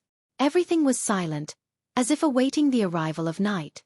Trissy, who had ordinary features which combined to make her look surprisingly beautiful, retracted her gaze and walked quickly towards the clothes rack to retrieve a long black robe fitted with a hood. She quickly put the robe on, fastened the buttons and belt before pulling the hood over her head, transforming herself into an assassin. Trissy raised her right hand and swiped her face, immediately turning her appearance under the hood blurry.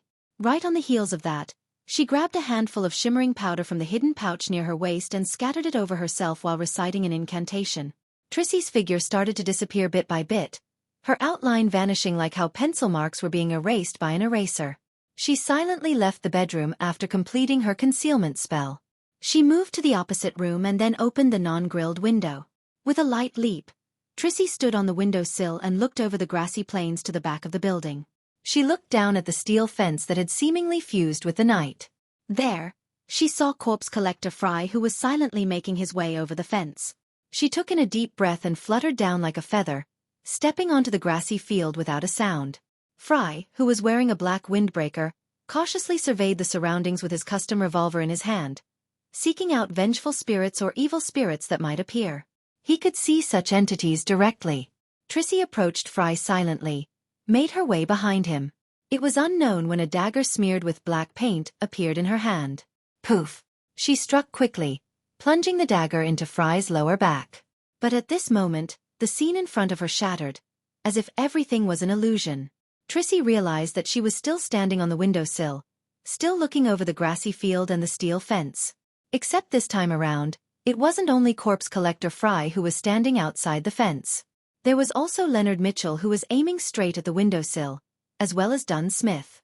The captain of the Nighthawks was hunched over as he pressed down on his glabella, his eyes closed as formless ripples spread outwards from him. Trissy's pupils constricted.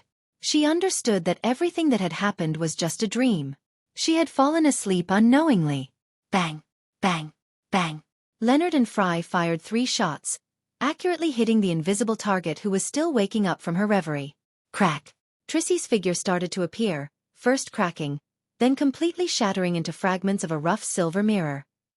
Inside the building, Trissy, who had used a substitution spell, turned around to escape. She followed the corridor and the steps, sprinting all the way to the first floor. Whoosh! A cold, sinister wind blew across the first floor, one that could freeze a person. Formless, transparent figures were numbly pacing around every corner of the building in a daze. Trissy, who had lost her concealment, felt her temperature drop every time she passed through the spirits. She could no longer control her shivers when she finally reached the sacrificial altar.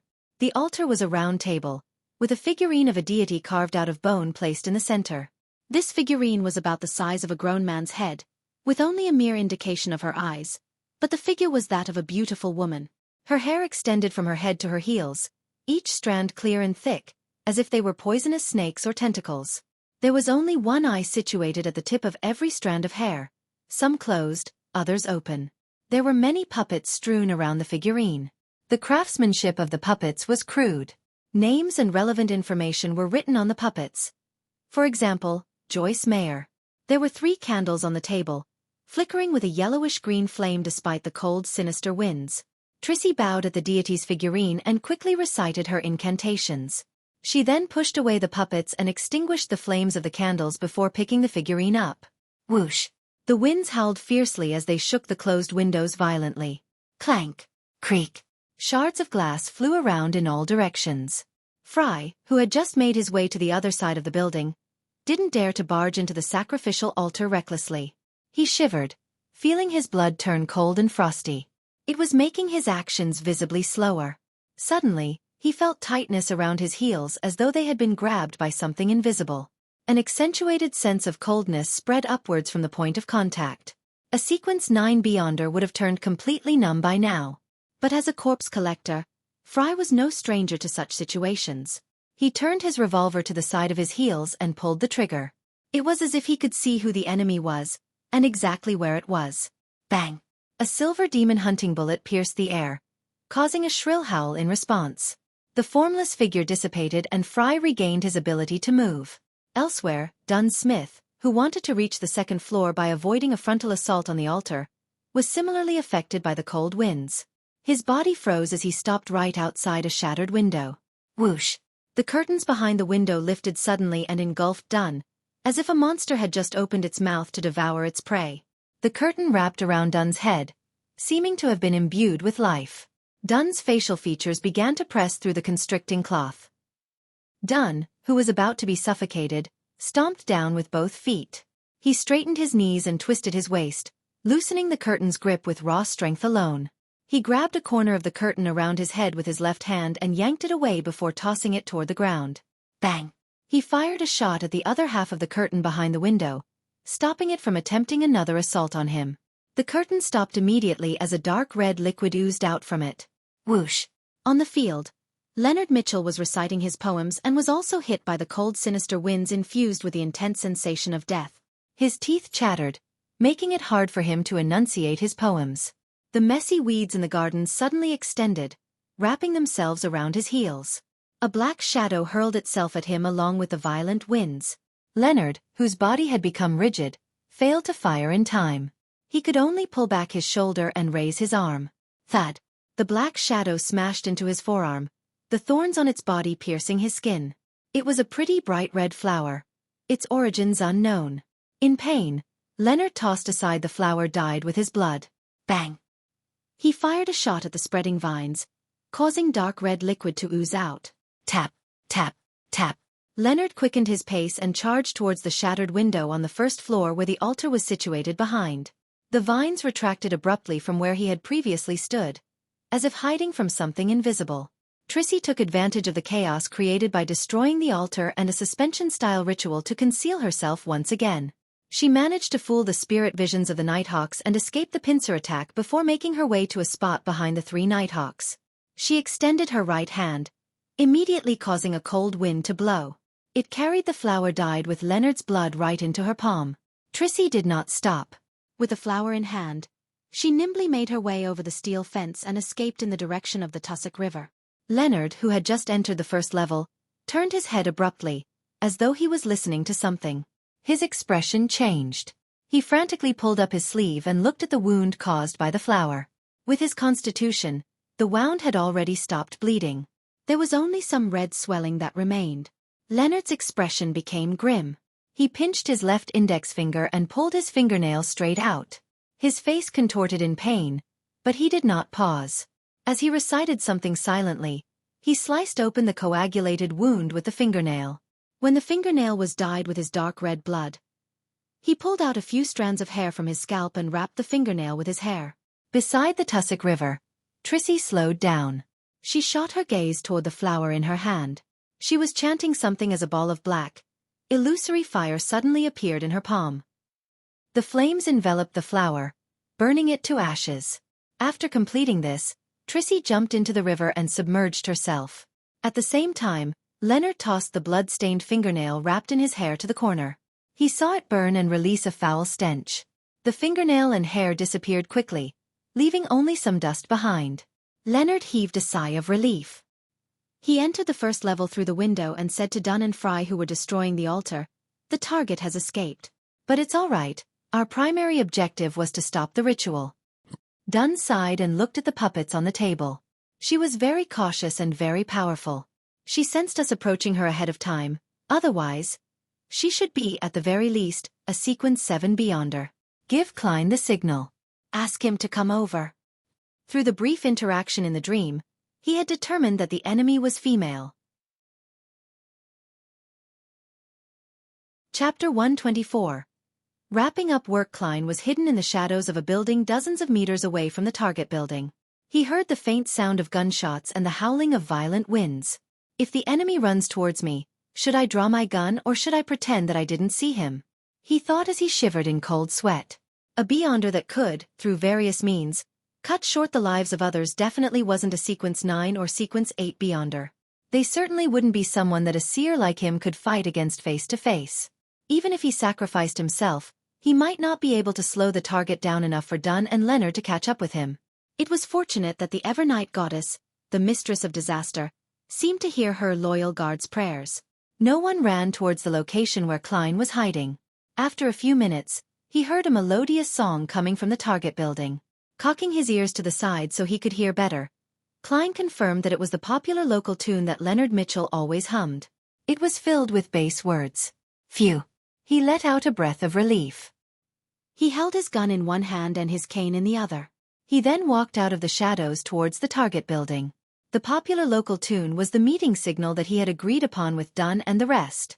Klein took 2 steps and suddenly paused.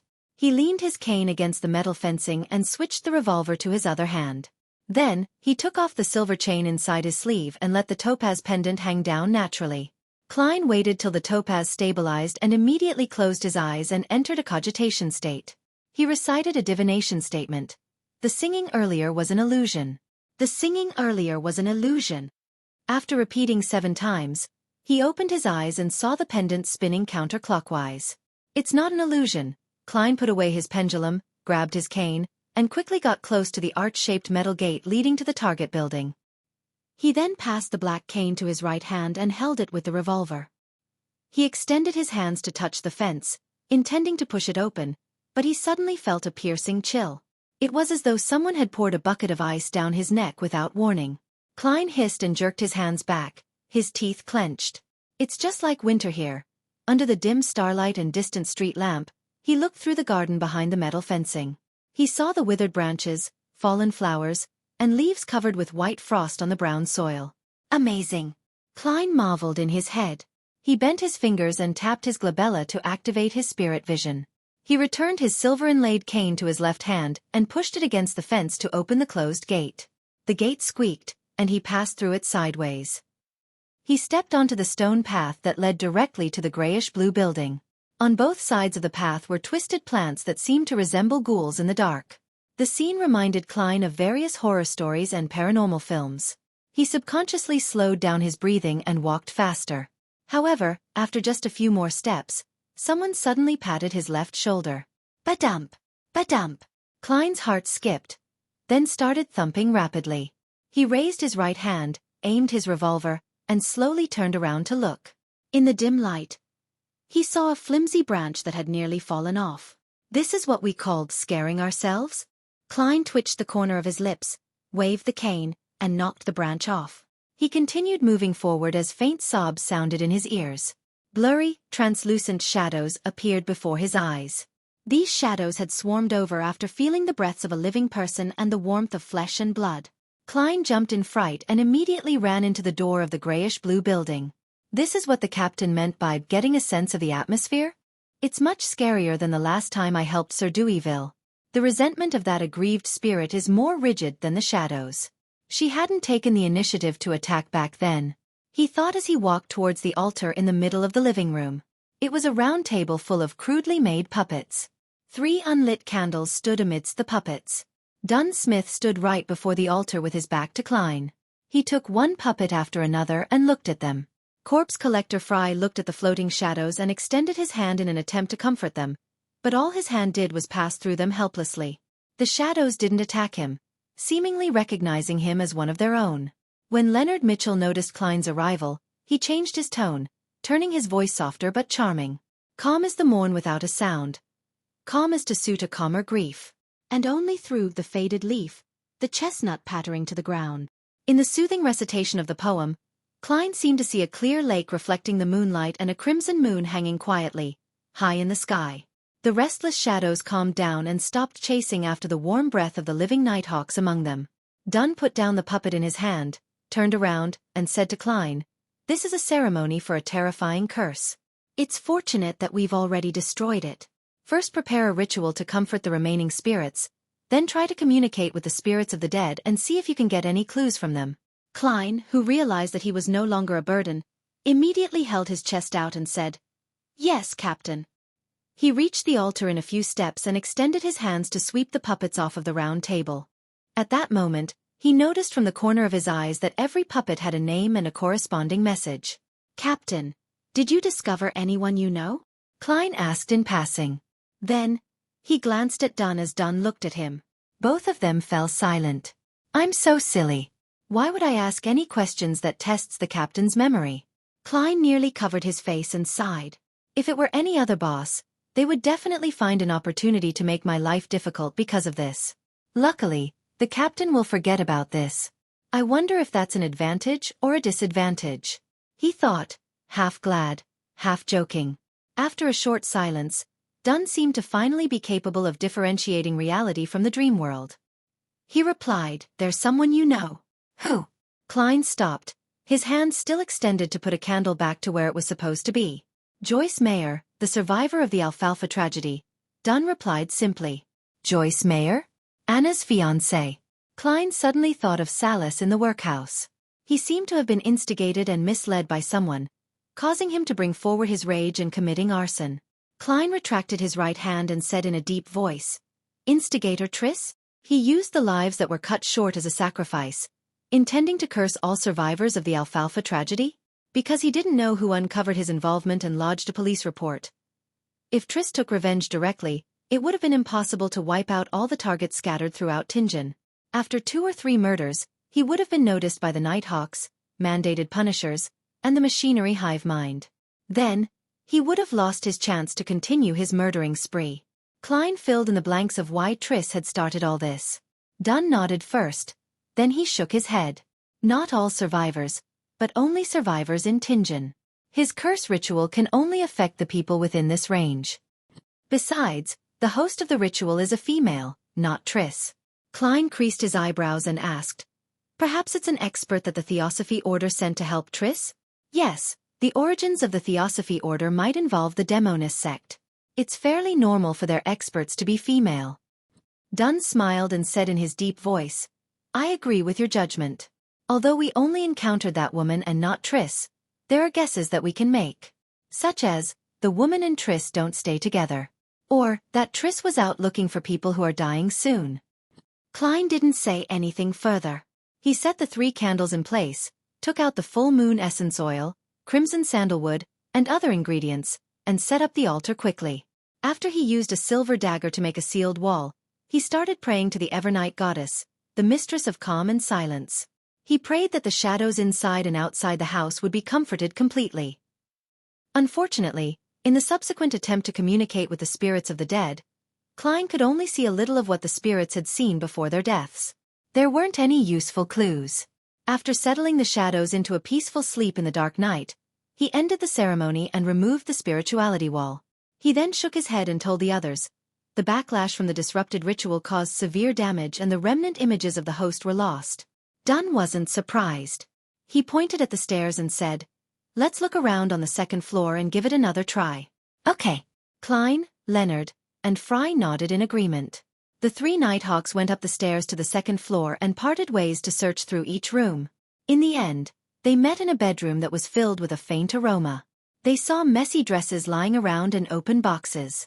Dunn took up a box from the dressing table and smelled it before asking, "Are these cosmetics?"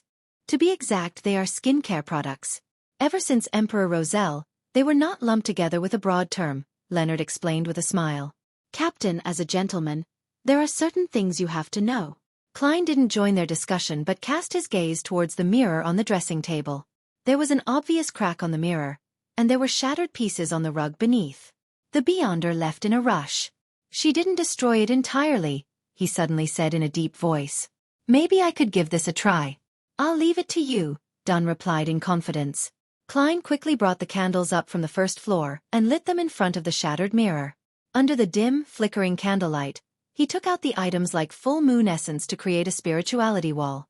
After Klein prepared everything, he stood before the mirror that reflected the lights of all three candles and chanted in Hermes, "I pray for the power of the dark night. I pray for the power of the mystery. I pray for the goddess's loving grace.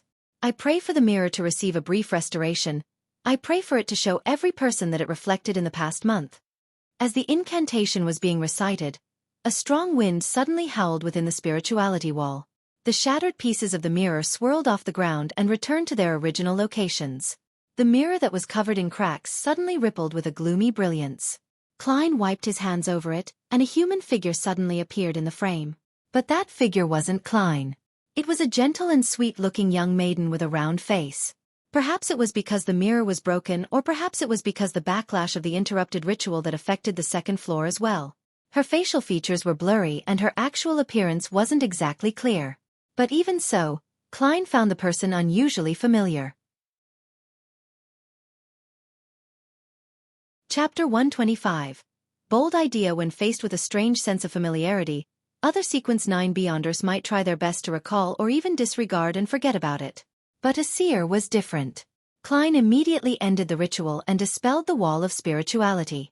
He took out a piece of paper and wrote on it a statement, "The source of the sense of familiarity." After which, he sat on the edge of the bed in the room and silently recited it with the piece of paper in hand. 7 times later, his pupils became darker.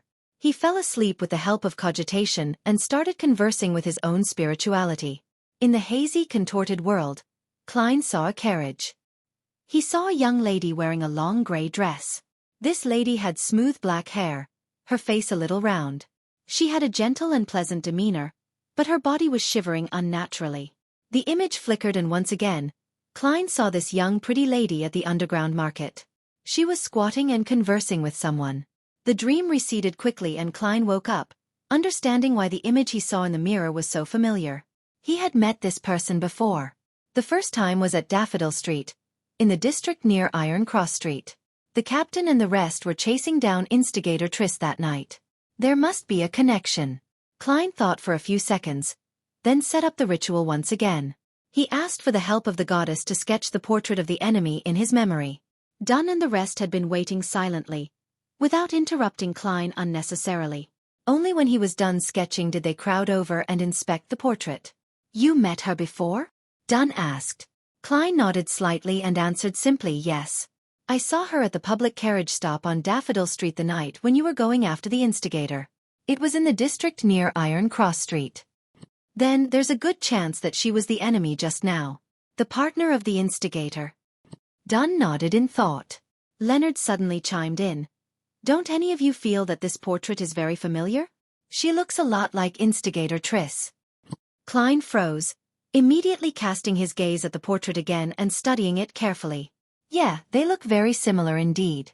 Round face, narrow eyes, gentle demeanor. The more he looked at the portrait, the more he felt that what Leonard said made sense. The biggest difference was that instigator Triss had ordinary features while the young lady could be considered pretty. Klein raised his head and looked at Leonard, noticing that he was signaling something to him by raising his brows. What does he mean? Klein was confused. Smith guessed. She could be the instigator's sister. Maybe like her brother she joined the Theosophy Order or the Demonist sect. Leonard sighed after he realized how bad Klein was at reading his mind. He said in a serious tone, I have a bold idea. What idea? Dunn asked. Leonard described succinctly. I think that this person is instigator Triss. What? Fry exclaimed in shock. Dunn creased his brows and said, What you mean is that instigator Triss is actually female, or a male who's pretending to be a female? No, from the dream, I can confirm that she's female. Klein had been exposed to many creative and ridiculous plots after all. He took another look at the portrait and immediately had another guess. Could it be that instigator Triss became a female? That could explain many things. For example, why would the trail leading to Triss suddenly sever? Why couldn't they find any traces? Even with divination.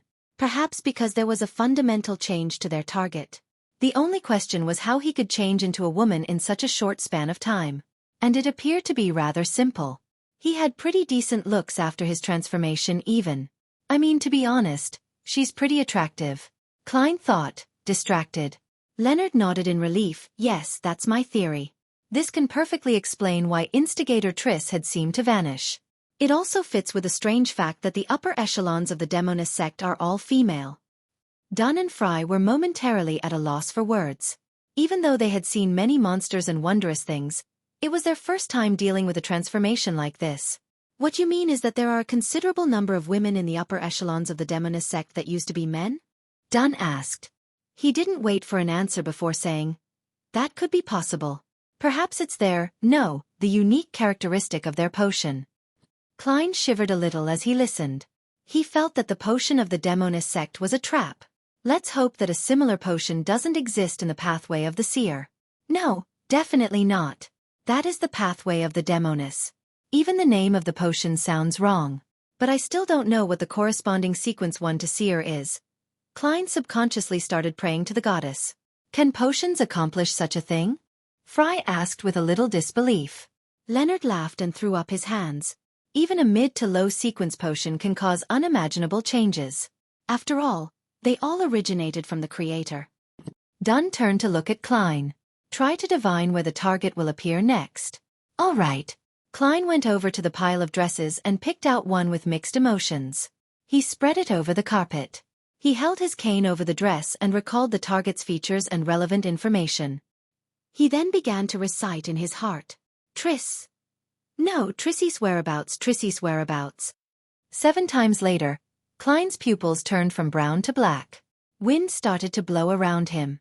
His left hand released his cane, allowing the black cane to wobble. Despite the shaking, the cane failed to fall. It stood tall in its original position. There's an interference, Klein said with a deep tone. An interference implies that our assumptions are correct. That lady just now was most probably instigator Triss. No, Trissy. Upon seeing this, Dunn nodded indiscernibly. They live up to the reputation of the Demonist sect which has been active since the last epoch.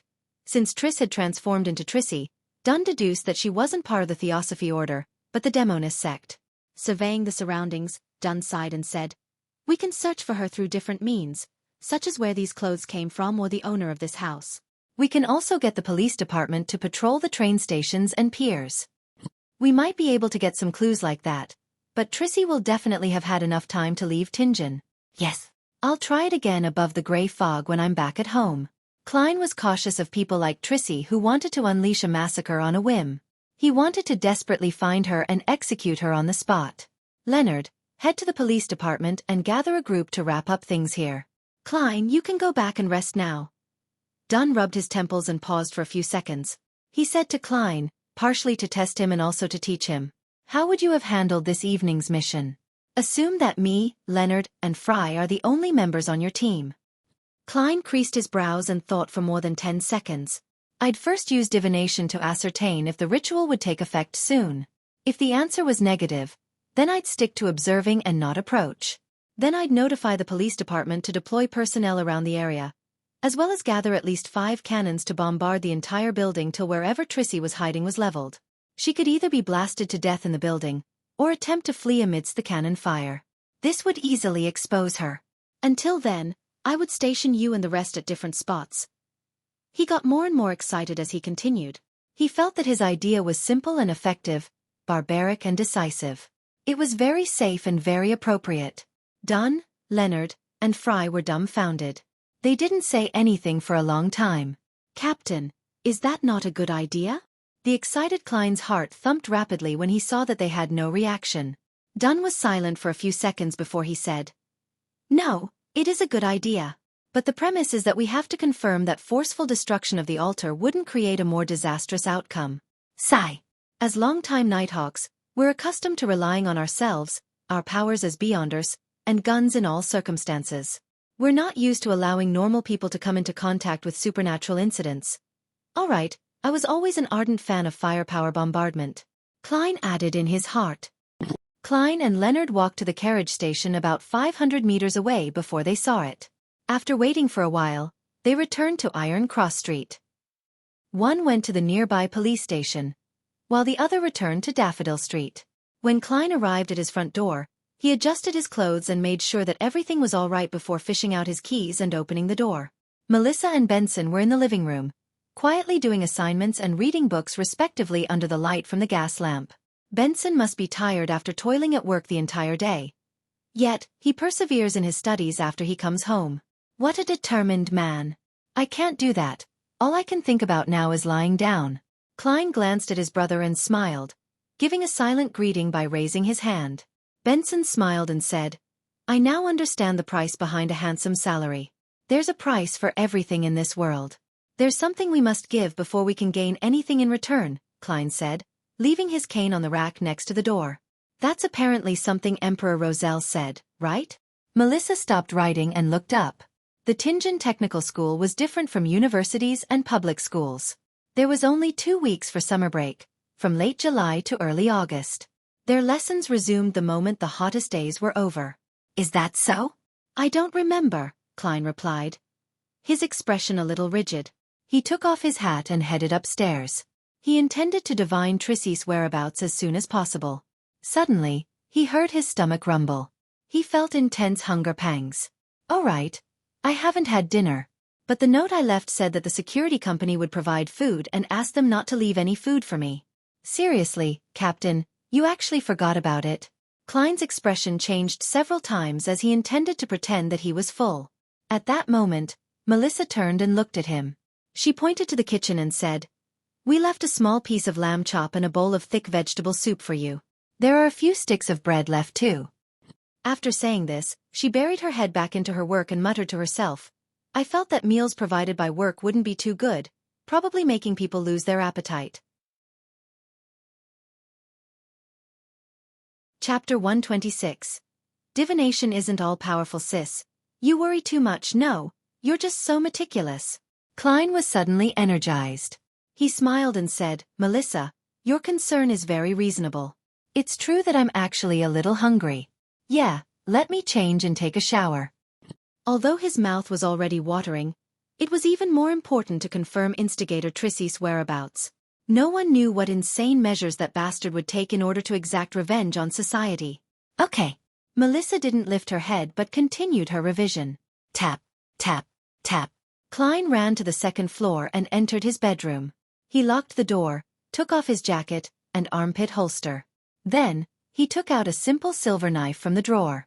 After sealing his room with a spirituality wall, he took a breath, steadied his emotions, and walked 4 steps counterclockwise. After the usual incantation, Klein appeared once again in the lofty palace above the gray fog. He was getting used to the mad ravings that he heard during the transportation process. Having completed a few rituals that day, he massaged his temples as he was slightly tired. He willed a piece of brown goatskin to appear on the long bronze table. Klein thought seriously, then wrote down the divination statement, Trissy's whereabouts. He wasn't sure if the name was written correctly, but he could use the girl's appearance and other detailed information as a guide as well.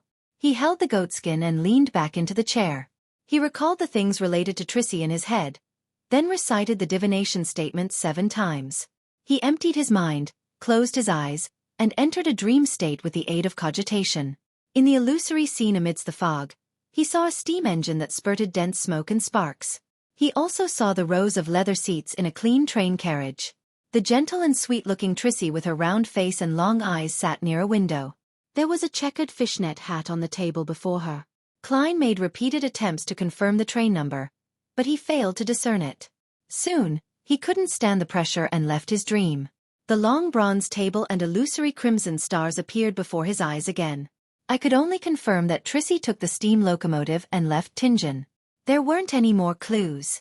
Sigh, it seems like this mysterious space only helps me eliminate interferences, but it doesn't do much to enhance the standard of my divinations. Klein rapped the edge of the table and thought about his next step. Through the divination, he could be entirely certain that the target had once been instigator Triss. The new Trissy, however, was already fleeing Tingen. Given the circumstances, he didn't think his new divination would help Dunn. Klein quickly made a decision. Captain already said that he would send a telegram to Backlund, Enmat Harbor, and other main stops along the railway, so that Trissy will be placed on the wanted list throughout the country. I won't report the divination result then, in case it would draw suspicion towards me. Klein quickly made up his mind, because regardless of his warning, Dunn was already using the most appropriate measures to follow up on the matter. Since he couldn't see the train number in the dream divination, using the spirit pendulum and other methods would be equally ineffective, even if he attempted to do so by process of elimination. It was just like the situation with the red chimney. At that moment, he felt mentally drained, so he didn't stay above the gray fog any longer but enveloped himself with his spirituality and simulated the feeling of falling. When he returned to his room, his mind was filled with the thought of tasty glistening mutton. I must add some fennel. Praise the lady. Klein swallowed his saliva, swiftly removed the spirituality wall, and opened his door. The next morning at 20 minutes to 9, he entered the Blackthorn Security Company with his cane in hand. Good morning, Klein. I have good news. Rosen waved her hands excitedly from behind the reception desk. Klein's eyes lit up as he asked, We caught Trissy? Trissy? Who is she? The green-dressed Rosen looked lost. You probably don't know her. What's the good news? Klein redirected the topic. Rosen replied with a glowing smile. The captain's request has been approved. The police department is going to transfer 2 police staff members who have come across supernatural incidents to be clerks here. I finally don't need to frequently stay up all night. Praise the lady. That's great news, Klein echoed sincerely. After exchanging a few more pleasantries with Rosen, he went through the partition and went underground. He planned to continue with his mysticism lessons. When he passed the captain's office and the Nighthawk's entertainment room, he popped his head in and looked around. He saw that Dunn, Leonard, and the rest were still there. It meant that the search and elimination investigation the night before had failed to return anything worthwhile. The rest would be handed over to the police department, so that they could take care of the tedious follow-up tasks.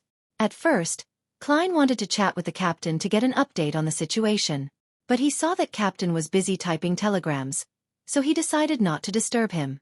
He could ask the captain again at lunch. He went underground by following the stairs and saw the 2 classic gas lamps in their metal racks.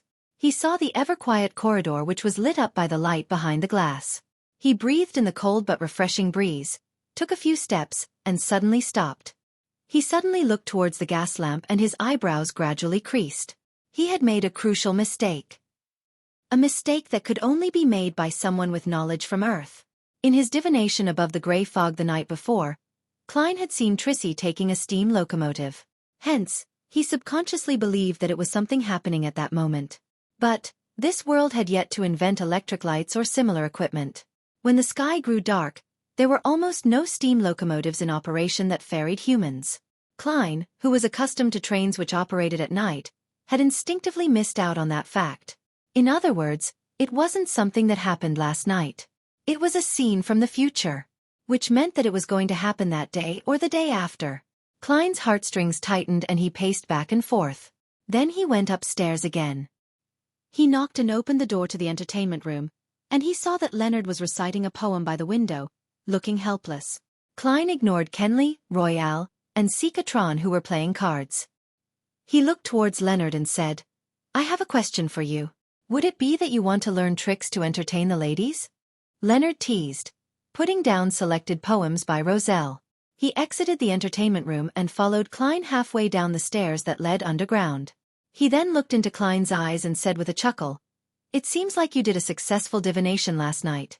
Klein didn't explain further but said straightforwardly, "I divine that Trissy will leave on a steam locomotive." After their conversation at the workhouse in the West Borough, he didn't mind appearing slightly special before Leonard. Steam locomotive, the earliest train is at 7 in the morning. Leonard took out his pocket watch from his shirt and flipped it open to take a glance. No time to waste. I'll tell the captain that I received a reliable tip. He quickly went upstairs and left the Blackthorn Security Company. After being gone for a few minutes, he returned and went into Dunn Smith's office. Klein heaved a sigh of relief and watched the captain send a telegram after gathering the other Nighthawks who were playing cards. They soon left out the door. Recalling what happened earlier, he felt conflicted. It was a different lesson than the one he received from the death of the suited clown. He had committed a mistake with similar characteristics which made him seem to understand this lesson more, leaving a deeper impression on him. Turning past the armory and entering the duty room, he took off his top hat and coat, then hung them onto the clothes rack naturally. Old Neil had just finished making himself some hand-ground coffee. He happily took a sip and asked, "Would you like one?" "All right." Klein sat down, as carefree as if he had returned home. Old Neil glanced at him and frowned, quipping, "Still 3 cubes of sugar with a spoon of milk? You're such a sweet tooth. This is harmful to your teeth and your body." "No, no, no, I only like it sweet when I'm drinking coffee. When I have grilled steak or roasted meat, I prefer rose salt, black pepper, fennel, and other condiments." Klein always believed that he was a fan of all flavors. Old Neil finished the coffee quickly. He pushed it over and said, "Do you want to take a break or start straight away? Let me settle down for a few minutes." The captain and the team got a tip about Trissy's whereabouts, and they are on the way to the steam locomotive station. "I wonder what the outcome will be," Klein sighed. Old Neil clicked his tongue and said, "Is the tip detailed enough? Are they sure which train it is?" "No, it's not confirmed," Klein said, pursing his lips. Old Neil suddenly laughed. Under such circumstances, the possibility of failure is much higher than success. Trissy should be a Sequence 7 Beyonder, and a Beyonder at that level won't be captured so easily. Heh. Don't rely on divination. Divination isn't all-powerful. You'll only obtain symbolic signs which are very easy to interpret them wrongly or ignore something. Klein recalled the mistake that he made this time and felt melancholic. He nodded sincerely. Yeah, divination isn't all-powerful. After he said that, he sighed. His mind, body, and soul suddenly entered a magical state. He leaned backward slightly, intending to let out a breath.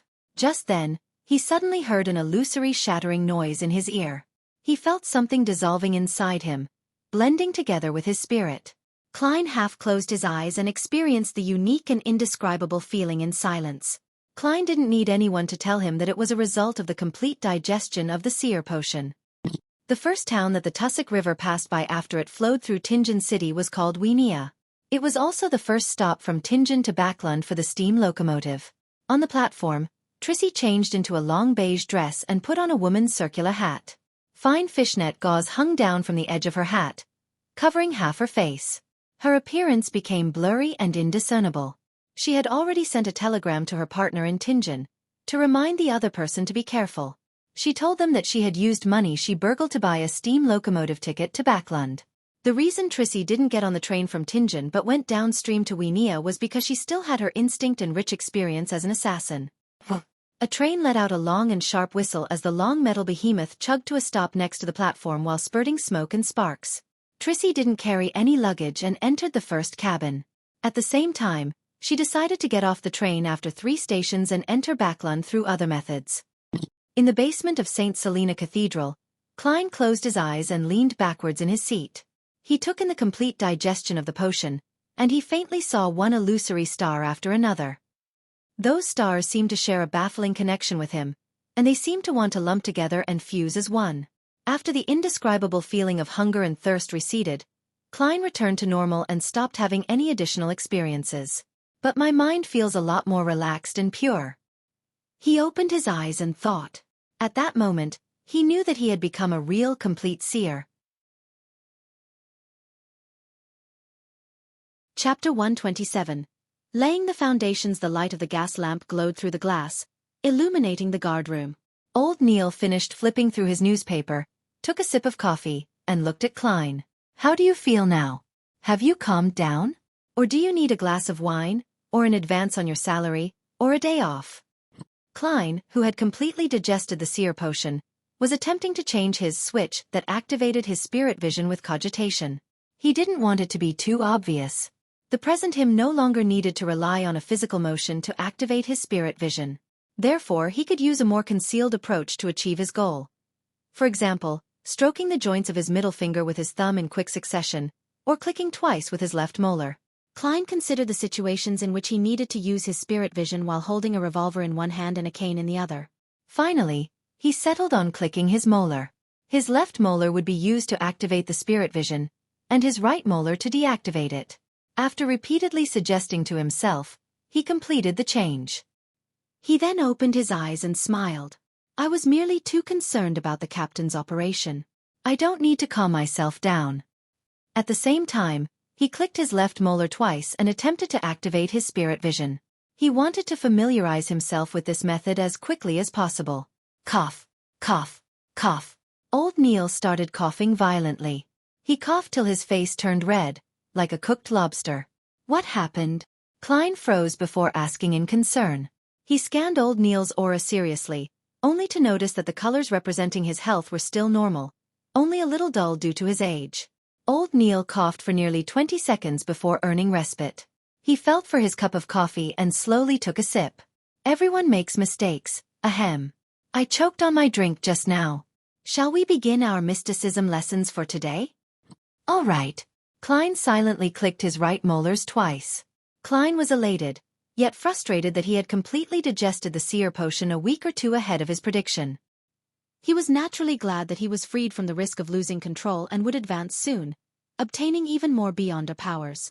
That was something anyone would be happy and excited about. But he was also frustrated, as it disrupted his plans and schedules.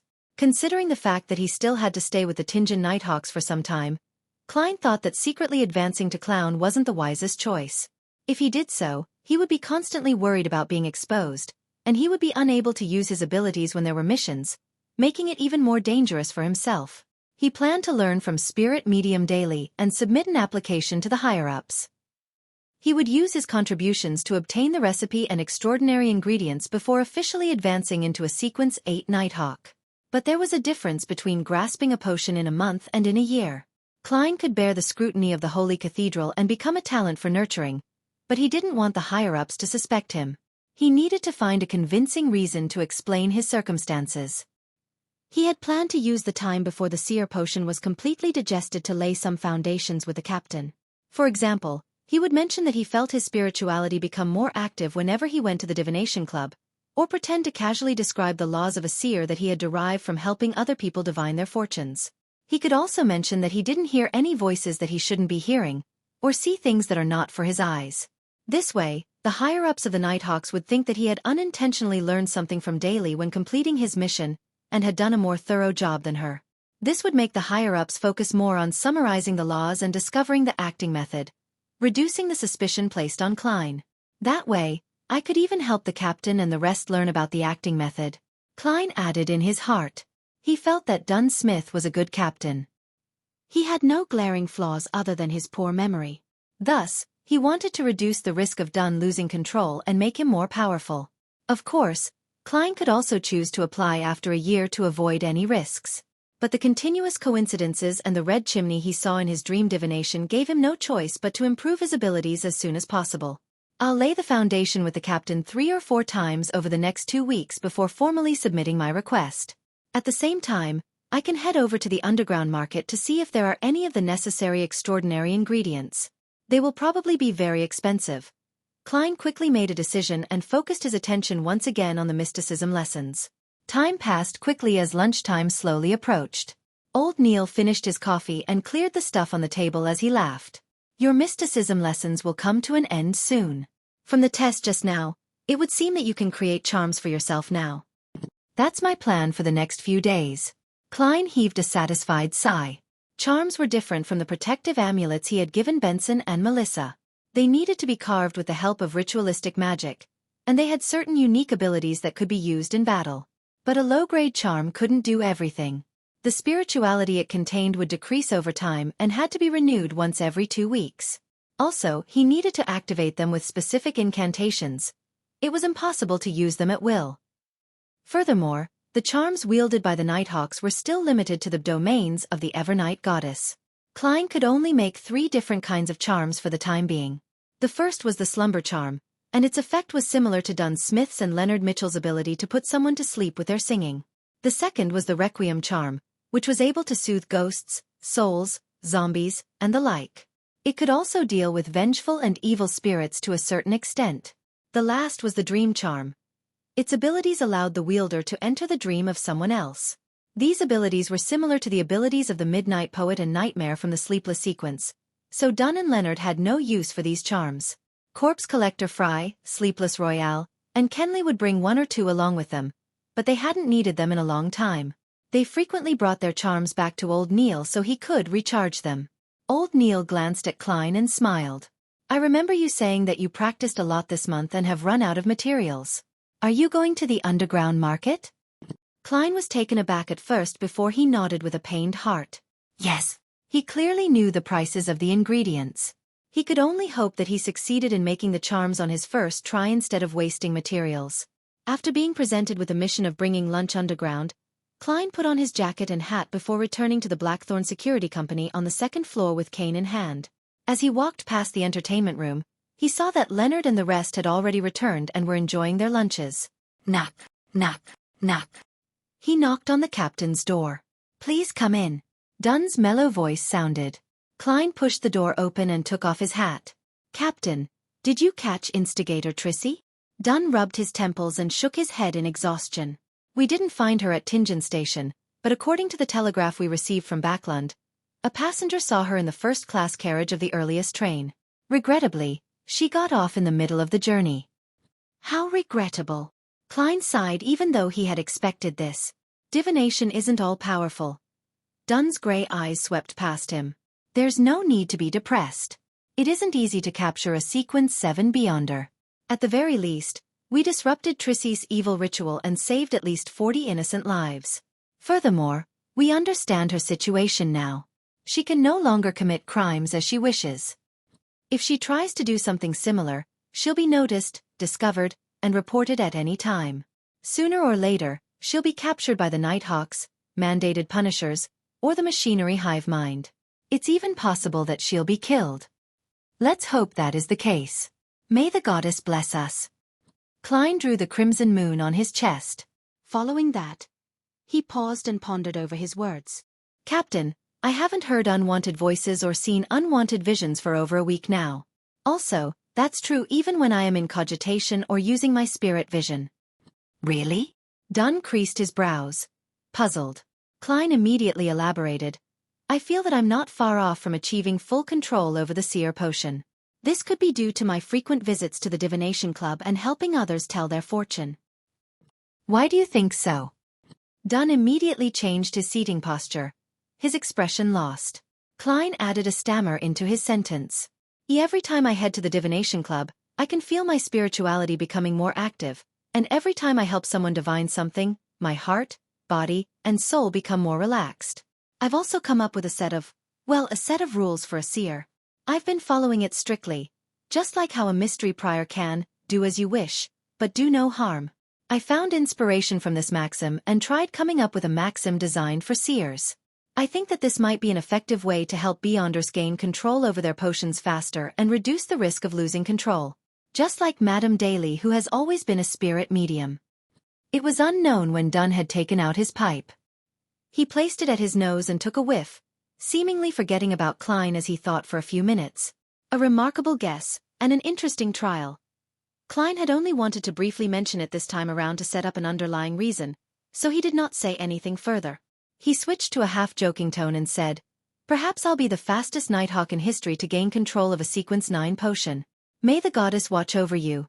Dunn blessed him, not taking him seriously. He then slipped into deep thought once again. Witnessing this, Klein turned around and said his goodbyes before leaving the captain's office. He was closing the door to the room when he suddenly thought of another difficult question. How in the world was he going to act as a clown? Must I join a circus? There are no fixed circuses in Tingen, they're all roaming ones. Klein's expression became a little bitter. Being a seer was still a rather respectable occupation. Klein would still be able to hold his head up high even if he was spotted by someone he knew. But if he became a clown, there was no way his reputation would hold.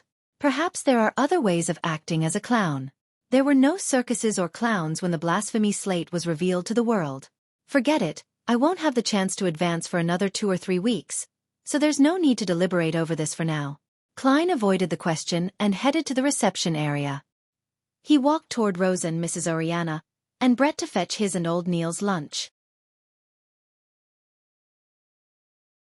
Chapter 128. The Impoverished Fool. After eating lunch, Klein only rested for half an hour before he rushed to the shooting club to practice with his revolver. He didn't dare to relax, not one bit.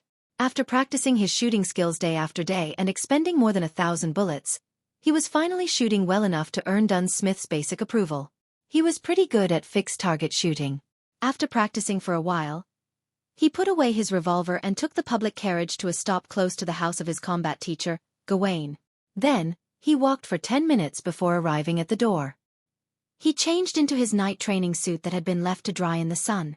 After running, skipping rope, lifting weights, squatting, and other exercises, not to mention footwork and punching training, he was covered in sweat and felt exhausted. Take a break for 15 minutes. Gawain's blonde white hair and deep facial lines made him look hard and stern. He took out his pocket watch and flipped it open to glance at the time. Since they first began training, he had ultimately maintained his silence. He only spoke to Klein when there was a need to switch training methods or to correct one of Klein's mistakes whenever one arose. Klein panted for air, but he didn't dare to rest straight away. He paced back and forth slowly. The most direct feedback of his combat training was that he was much tanner. His skin had turned bronze under the sun. Gawain put away his pocket watch and stood next to the crude training field behind his house. He crossed his arms as he watched Klein cool down. He was as quiet as a marble statue. Teacher, besides fighting with fists, would you teach me how to use a straight sword, broadsword, rapier and spear? Klein asked proactively. He was in a good mood, as he had just digested the seer potion. He had seen weapons like the straight sword and rapier in Gawain's collection room before. There was also chest armor and full body armor. He knew that Gawain wasn't only good at fighting hand-to-hand. Bathed in sunlight, Gawain swept his gaze at Klein. He lowered his voice and replied, "It's useless for you to learn any of those. Those weapons have all fallen behind the times, and their only place is in museums or the private collections of collectors." He fell silent for a few seconds before adding with a voice that had experienced the vicissitudes of life, "They have been eliminated. You should focus on guns. Even combat is merely supplementary." Klein looked at his listless teacher and chuckled as he spoke. "I don't think so. Every minister, every member of parliament, every general, every one of them thinks so," Gawain said, clenching his teeth. Klein stopped and acted like he was a true keyboard warrior. He responded with ease and fluency. "No, they have merely retreated from the front lines of a battlefield. They still have their uses elsewhere. Why does combat have to be used against firearms? They could be used together. I believe a person who is more flexible, swifter in action, and quicker in response could use guns in a more effective manner." When he saw Gawain's eyes suddenly sharpen, Klein turned smug and continued, "The other weapons aren't eliminated either. They only need some enhancement to be more portable. We could form a squad with high maneuverability. A group that's designed to circle the front lines and launch an attack from behind the enemy and fight right to their core. In such a small-scale surprise attack, a warrior who has outstanding hand-to-hand abilities and familiarity with various kinds of weapons could play an important role. You can imagine such a scene." Klein gave full play to his ability of knowing a bit of everything. He mixed and matched all the combat tactics the special forces on Earth had and described them to his teacher. He wasn't sure when Gawain's breathing became heavier. He stood there without moving an inch, seemingly unwilling to break the scenes he imagined. Klein stole a glance at the man's reaction. He felt smug in his head as he cleared his throat and said in a restrained manner, "Teacher, what do you think about my plan? Is there any possibility of realizing it?" Gawain's body quivered as though he'd just awoken from a dream. He looked deeply into Klein's eyes and said, "Your break is doing you well. Repeat the whole set of exercises 10 times. Ha! Klein looked lost. Very soon, he started running and snapped back to reality. He roared in his heart, 10 sets? Teacher, no. I don't want to celebrate my complete digestion of the seer potion like this. Hey, didn't you gain any inspiration at all? Looking at Klein running towards the other side of the training field, Gawain suddenly uncrossed his arms and covered his face with one hand. He closed his eyes tightly, and the wrinkles on his face were deep and obvious. After nearly puking from exhaustion, Klein took a shower, changed clothes, and bade a still silent Gawain farewell.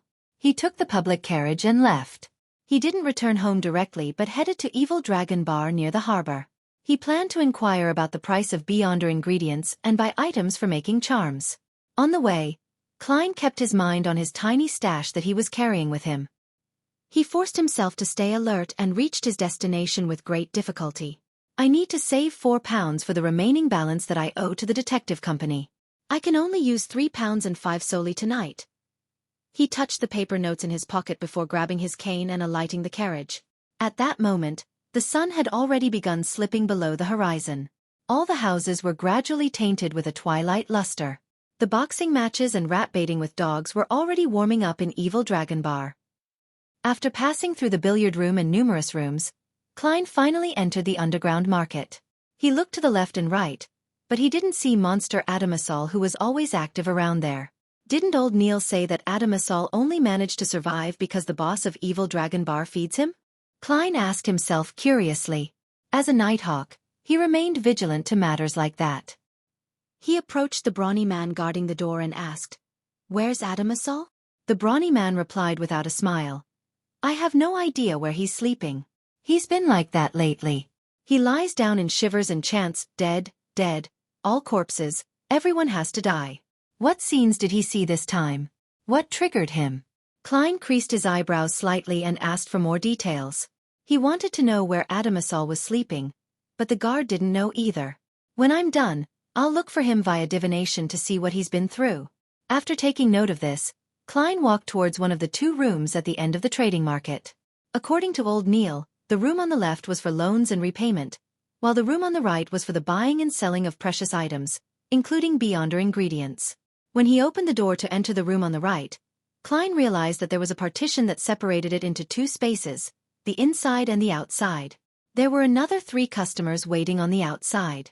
He lowered his silk top hat and queued behind the 3 customers. He leaned his body forward and supported himself with the cane as he waited in silence. Soon, the door of the partition opened and a customer in a bluish-gray harbor worker uniform came out. He kept his head low and left in a hurry. Klein lightly clicked his left molar twice and looked at the man with spirit vision. He then looked at the other 3 customers. There was nothing wrong with them other than the usual minor illnesses that people had. After another 10+ minutes, it was finally his turn. He opened the door and entered the room that was lit with a kerosene lamp.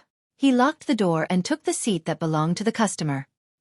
He looked towards the old man wearing a black felt hat opposite him. "I'd like to know what Beyonder ingredients you have, and at what prices they are being sold." The cheek muscles of the elder were droopy and the wrinkles at the corner of his eyes were deep, but his body was well built. He didn't find Klein's request weird because many customers weren't willing to let another person know what they wanted to buy before they confirmed that the seller had it available. Generally, they wished to be introduced to all options. The old man flipped to the newest pages of the notebook, stole a glance at Klein, and took a sip of his honey wine before he said, "Water Ghost's brain tissue costs from £3 to £15 depending on how intact it is. Star Crystal, £150 per 50 grams. £200 for 1 queen bee grass. £170 for an adult black-spotted frog. £280 for human-faced rose, but there's only one." Klein controlled his emotional response.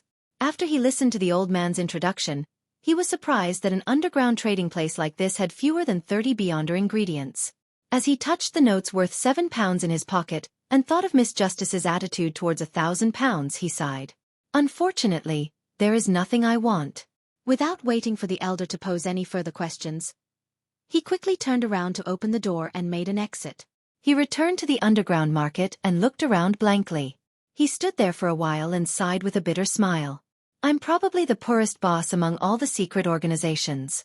That only steeled his resolve of getting ingredients internally from the Nighthawks or through exchanges with Justice or the Hanged Man. After circling the underground market twice, Klein picked and purchased ingredients to make charms, such as a partially finished silver piece, herbal powders needed for rituals, and natural ores. He spent £1.15 solely in total.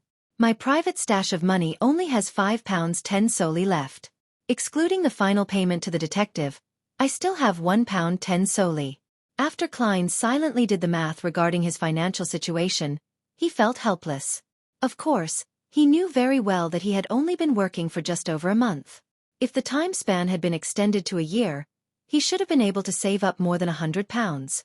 In another 2 weeks, I'll have to tell Benson and Melissa that I've gotten a raise to £3. We can hire a maidservant, but I won't have a private stash of money anymore, Klein thought as he walked towards the exit of the underground market. Just then, he saw old Neil in his classic black robe entering slowly. Got everything?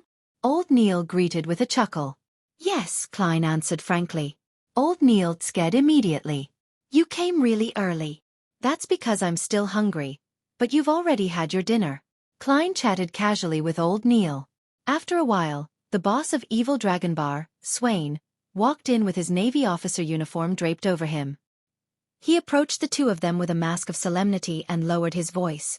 I need your help. What happened? Old Neil suddenly turned serious, and Klein couldn't help but feel a tug at his heartstrings. Swain's brown hair was messy, and there was a strong smell of alcohol in his breath. He replied in a low voice, a member from the mandated Punishers has lost control nearby. We have to finish him before he harms any commoners.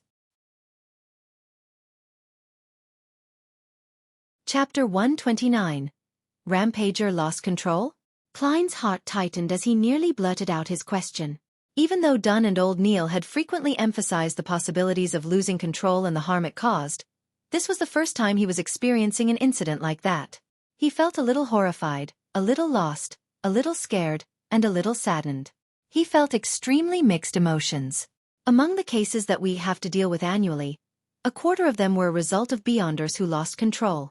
And among the quarter of cases, a large number of them are our teammates. Dunn's words flashed past Klein's mind, slowing his reaction. Old Neil, who had experienced many incidents like this, immediately asked, Where is the Rampager? What do you need us to do? Klein was taken aback from hearing this. He had believed that a sleazy half-retired personnel like old Neil would find an excuse to reject Swain's request or extort a huge sum in exchange for his help. Never did Klein expect old Neil to participate without any hesitation, not minding the differences between Nighthawks and mandated Punishers. Klein suddenly understood something when he looked at the serious old Neil. It didn't matter if they were Nighthawks, mandated Punishers, or machinery hive mind. Their aim was to stop supernatural powers from harming the innocent and maintain peace and stability in Tingen. If they were met with a dangerous and urgent situation, their sense of duty would propel them to help without hesitation. Swain answered succinctly, Be my support. He didn't explain why the person lost control or where the Rampager was. Instead, he made his way to the exit quickly. This ex-captain of the mandated Punishers was clearly an old alcoholic, but Klein realized that he could not keep up with the man's pace. He needed to break into a jog to ensure that he was not left behind. He turned his head to look at old Neil, only to see the old mystery prior break into a run. The three of them didn't pay any attention to the gazes of the guards on their way there. One of them had an old Navy uniform draped over him. Another was in a dark classic robe, and the other in a black windbreaker. They charged out of the billiard room and into Evil Dragon Bar. The customers who were drinking shifted their gazes from the rat-baiting competition to Klein and company. Is that Boss Swain? Where's he going in such a hurry? Did someone default on their loan? Amidst the soft murmurs, some of the customers focused their attention back to the cage. They once again broke into an uproar, venting the stresses of their day. However, some of the more perceptive customers felt a faint sense of unease. Tap, tap, tap. Klein, old Neil, and Swain ran across the road and entered the harbor district. On that boat. Swain slowed down and pointed at a cargo ship not far away. 2 mandated Punishers are circling the Rampager, preventing him from entering the Tussock River. Help me influence him and bring him under control. Leave the rest to me. Old Neil panted for air and said, "All right, B, but you have to give me a minute." "Phew. A minute to recover." Xueqi nodded and didn't say any more. He charged up to the ship and joined the fight. Upon hearing the sounds of combat on the ship, Old Neil looked at the somewhat nervous Klein. He took out a piece of silver about the size of a baby's palm from a hidden pocket near his waist. He then passed the silver to Klein and said, "Slumber charm." The incantation to activate this amulet is the phrase, "Evernight" in ancient Hermes. After you finish the incantation, inject your spirituality into the charm and then throw it at the target after 3 seconds. "All right." Klein extended his hand to receive the charm and felt moved. This charm was carved with Hermes incantations on both sides, as well as the corresponding symbols, path numbers, and the spell's characteristics.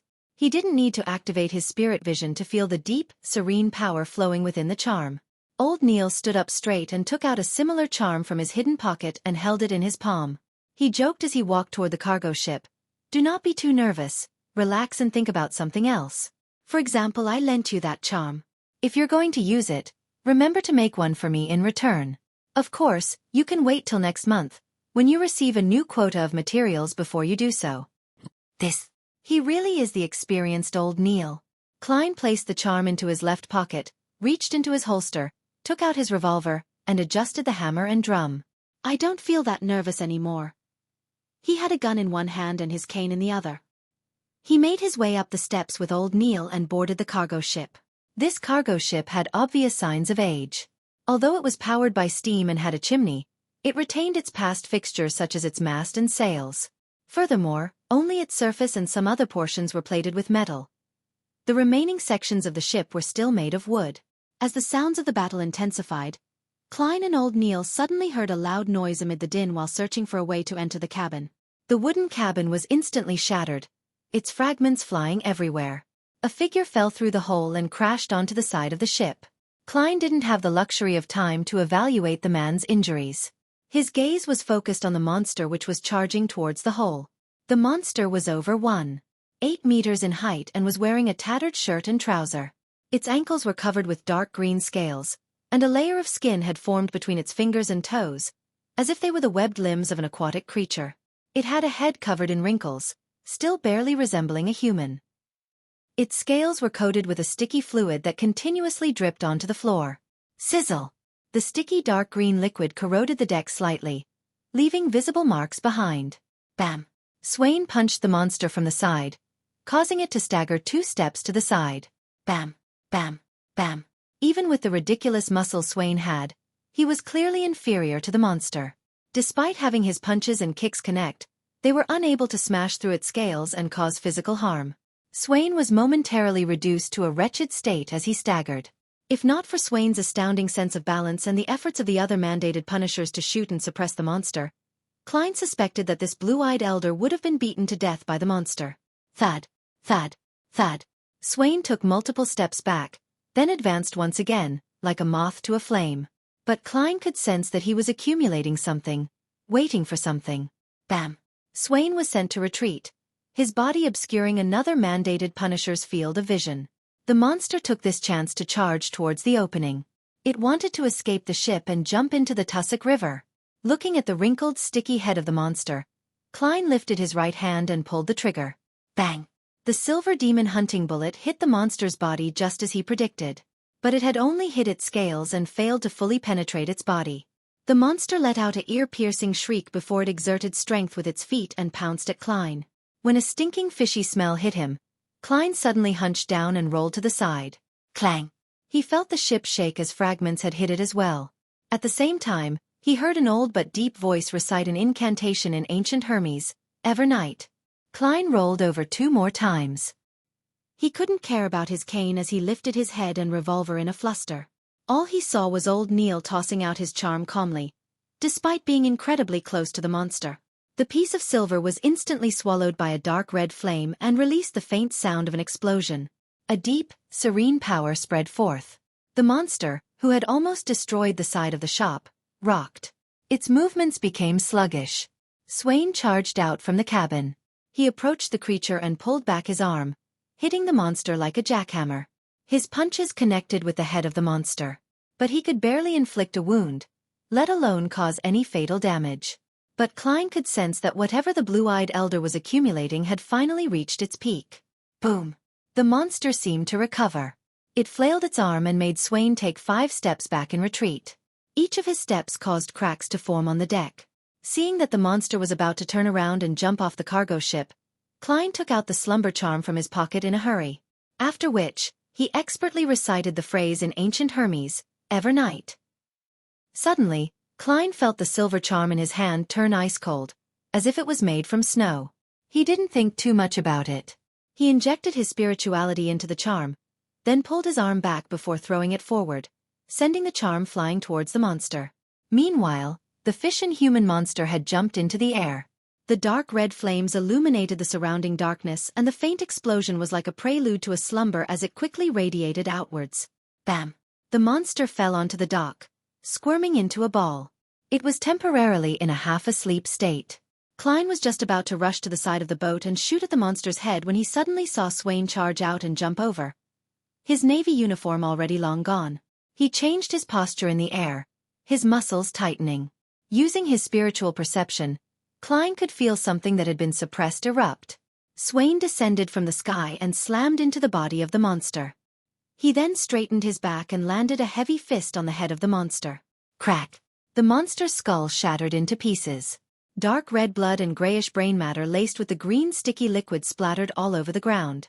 This is one of the abilities of a folk of rage? Klein muttered to himself as he stood near the broken side of the ship. Old Neil held his left arm and leaned over to look at what had happened below. At that moment, Xueqi was standing straight. He stared at the monster under his feet that had just lost its life. He took out a metal flask and opened the lid. He drank a good half of the liquor before tilting the flask, pouring the remaining liquor onto the monster. After finishing this, Xueqi looked like he had aged considerably, his back hunching a little. Old Neil sighed as he looked at the scene below. He whispered to Klein, "I know this mandated punisher who lost control." He had followed Xueqi for almost 30 years, once clearing water ghosts who had been killing people on the shore. He also captured evil beyonders who were trying to escape through the Tussock River. He didn't continue, but Klein understood what he wanted to say. A guard who had made many contributions and killed countless monsters ended up becoming a monster himself. This was not an isolated incident. It was a possible outcome that many members of the Nighthawks, mandated punishers, or machinery hive mind would one day face. Chapter 130. Backlund's secret gathering. Klein looked at Xueqi standing before the monster's corpse before looking sideways towards the mandated punisher who was helping his semi-conscious partner up by the arm. Klein suddenly felt an indescribable sadness. It was almost impossible for members of the Nighthawks, mandated punishers, and the machinery hive mind to be known as heroes. The things they did were never made known to the public but only hidden in confidential dockets. But the danger and pain they endured were ever so real. Perhaps there would be a day when my enemy will be one of my teammates. Klein sighed silently.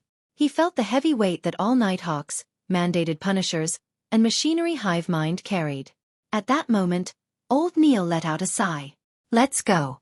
Let's not disturb them." "Okay." Klein picked up his cane. Just as he widened his stride, he suddenly noticed that old Neil was still holding his left hand. He asked concerned, "Are you hurt?" Old Neil chuckled briefly before saying, "I got stabbed by one of the shrapnel earlier. If I was still young, I definitely would have been able to dodge it. Luckily, it's just a small cut." He moved his right hand slightly to let Klein see the tiny wound that was still lightly bleeding on the back of his left hand.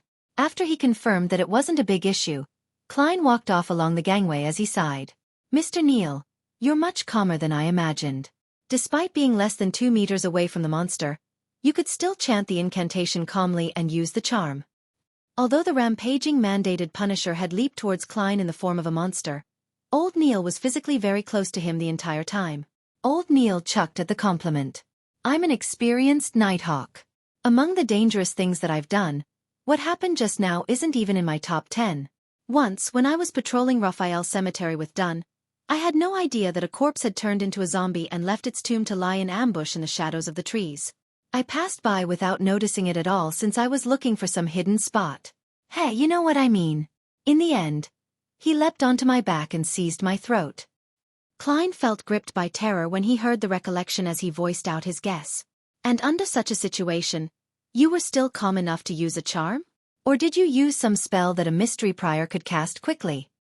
Old Neil stole a glance at him and chortled. No, Dunn managed to drag that zombie into a slumber in time.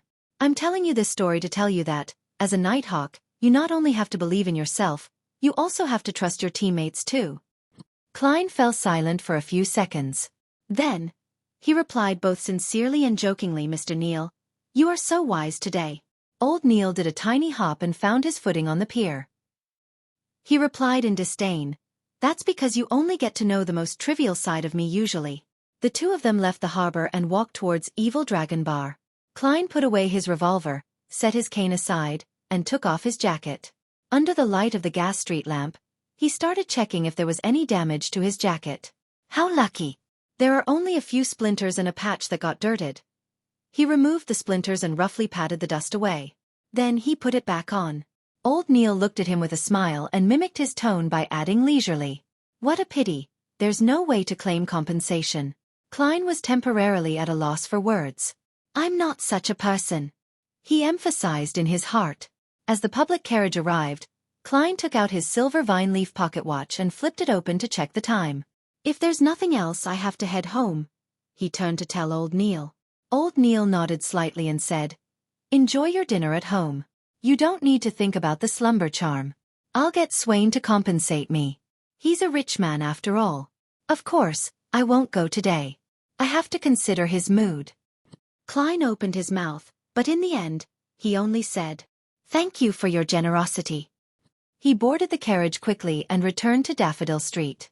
It was already past 7 in the evening, and the sky had already grown dark. Klein took out his keys to open the door and saw Melissa taking off her fishnet hat and setting it on the clothes rack. He smiled and did small talk. You just got back? Then, his mixed emotions suddenly vanished, and he felt relaxed and warm.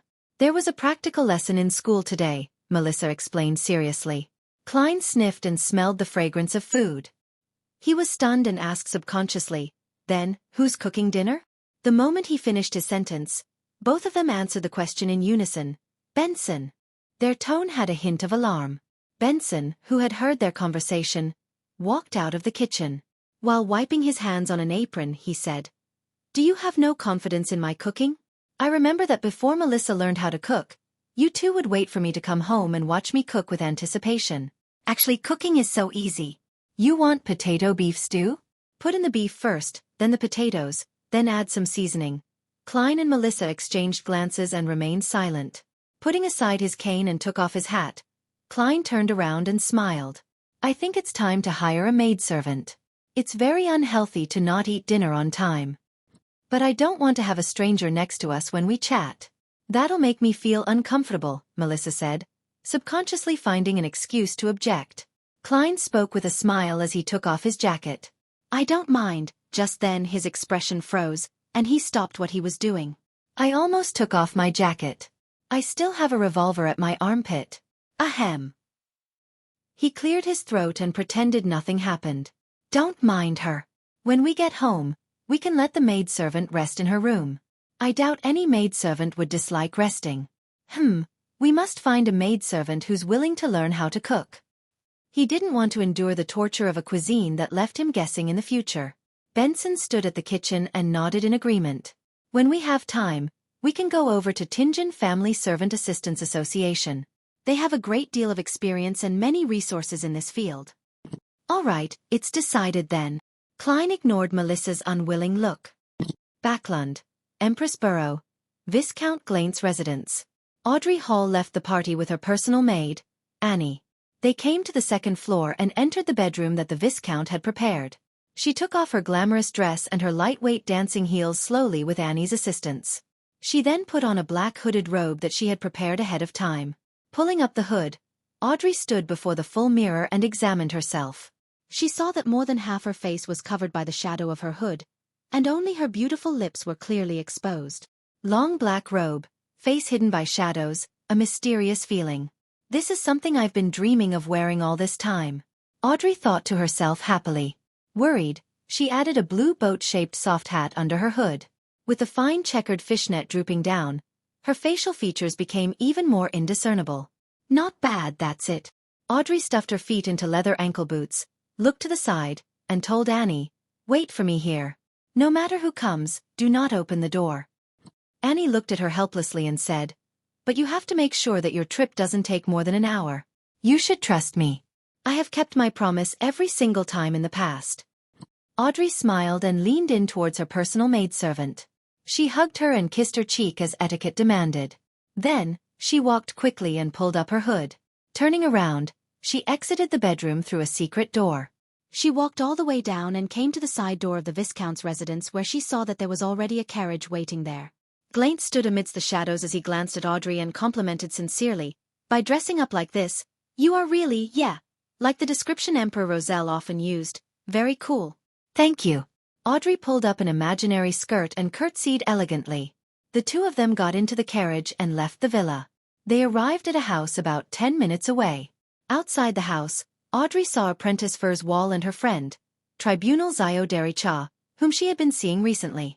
Furz's slightly wavy brown hair and her light blue eyes showed a natural laziness. She pointed at Zio Dericha next to her and said, "She's an excellent persuader, capable of helping you get things that you want." Zio Dericha was slightly shorter, about 150 centimeters at most. Her facial features were soft, but she seemed pretty young and immature. Although her shoulder-length blonde hair was messy and unkempt, and she was in a traditional night training suit, she carried an indescribable look of dignity and a convincing charm. Audrey had met her a few times. She smiled faintly and greeted, "Miss Zio, can I trust you?" "You don't have to worry at all." Zio Dericha smiled and gestured with her hand. Just as she walked to follow Audrey and Viscount Glaint, they heard a sudden thud.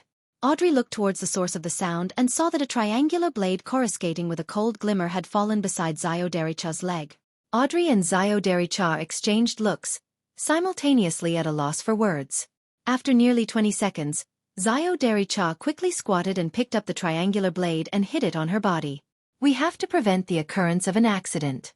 Some people lack rationality, and they aren't convinced easily," Zio Dericha explained seriously. Audrey nodded and replied with a clear voice, "I believe you. These are tools to convince those bastards to talk to us calmly," Furs added, looking sideways at the grass plains. The quartet didn't continue conversing and walked a few steps forward. They knocked on the wooden door with 3 long and 2 short knocks. The door squeaked and opened. Slowly, using her spectator state, Audrey looked into the house that had many people sitting around randomly. They employed various methods such as hoods or masks to conceal their looks. Some didn't even bother and exposed their faces openly. Almost instantly, Audrey noticed a black-robed man on a single-seat sofa. That man wore a hood too, hiding his looks under a shadow. He looked at all the guests in silence, giving people a feeling that he was somehow in a commanding position. He is very confident, but his gaze is very disgusting. His gaze moved up and down my body like 2 slippery tentacles wanting to tear off my clothes. Audrey's senses were sharp. She carefully observed and made a judgment calmly, but she nearly had goosebumps. Furs introduced him. "That's Mr. A powerful Beyonder, the leader of this secret gathering." Chapter 131. Transaction Mr. A? That sounds more like a code name for a criminal rather than a powerful man of mystery. It can't be compared to the Fool at all. No, only gods or demigods can be compared to Mr. Fool. Audrey felt a sense of superiority as she thought about this. She looked calmly at Mr. A and spoke to Furs and Zio Dericha with a hushed tone. "Are there any stories about this man?" The hooded Viscount Glaint was equally curious. Zio Dericha replied sternly, "There were several such incidents in the past. Sequence 8 Beyonders, some even at Sequence 7, have targeted and tried to deal with Mr. A, but they've all mysteriously disappeared." "So he truly is a powerful Beyonder," Glaint marveled. They walked into the room as they spoke. The guards immediately closed the door behind them. After adjusting to the gas lamp's light in the room, Audrey saw 2 blackboards with several phrases written across them right in front of her. At that moment Furs, who had an unlit cigarette in her hand, whispered, "Those are the requests of the members of this gathering. You should be able to understand that many people do not wish for others to know what they possess to avoid being a target of greedy people. Thus, they write their requests, or what they are selling, as well as the rough price on the blackboards anonymously." Audrey nodded. She didn't care to observe the members of the meeting. Instead, she shifted her gaze to the words on the left board. I need a pair of eyes from a mature manhal fish. The dust left behind by vengeful spirits. 165 pounds. 3 pages from Emperor Roselle's notebook. 20 pounds. Audrey couldn't maintain the state of her spectator when she saw that. She was as shocked as she was excited. These prices are too cheap. She thought in excitement and joy. As she walked, her gaze shifted as she saw other notices. Tears of an infant flower. 200 pounds. Mummy powder. 10 grams. 5 pounds. Fishman secretion. 30 milliliters. 29 pounds. Formula for sequence 8 potion sheriff. 450 pounds. Just too cheap. The Beyonder ingredients all cost less than 300 pounds. Audrey's eyes sparkled as she found a place to sit together with her companions. Xiao leaned over and whispered into her ear. Do you have anything you want? Audrey breathed heavily. Emperor Roselle's famous quote flashed through her mind. I want it all. She had 2 elder brothers, rendering her eligibility to inherit the aristocratic title and the main portion of the inheritance null. But as a lady adored by her parents and brothers, she had property, farmland, pastures, mines, jewelry, stocks, and bonds to her name. Together, they were valued at 300,000 pounds. This was a part of her inheritance, but she only possessed them in name before her father, Count Hall, passed away, or when she got married. Every year, she received a corresponding amount from a trust fund.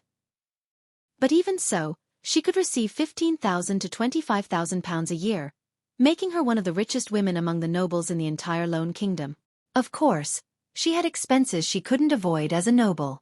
And now that she was receiving annual payouts, she could no longer pester her parents for money all the time. She controlled herself and answered with reservation. For the time being, I have my sights on Emperor Roselle's notebook. I adore him, and I think that the special symbols and literature he created hold a mysterious power. It's just that we haven't found the correct way to decipher them. Audrey, you are becoming more and more hypocritical, she added in her heart. Just as she had said that, a young man in a white shirt sitting near them stood up excitedly. He agreed with Audrey. Yes, that's true. I've finally met someone who shares the same opinion as me. I'm the person with the 3 pages of the notebook, and I can sell them to you right now. Audrey was at a loss at first before she replied with a smile. Then please allow me to express my gratitude.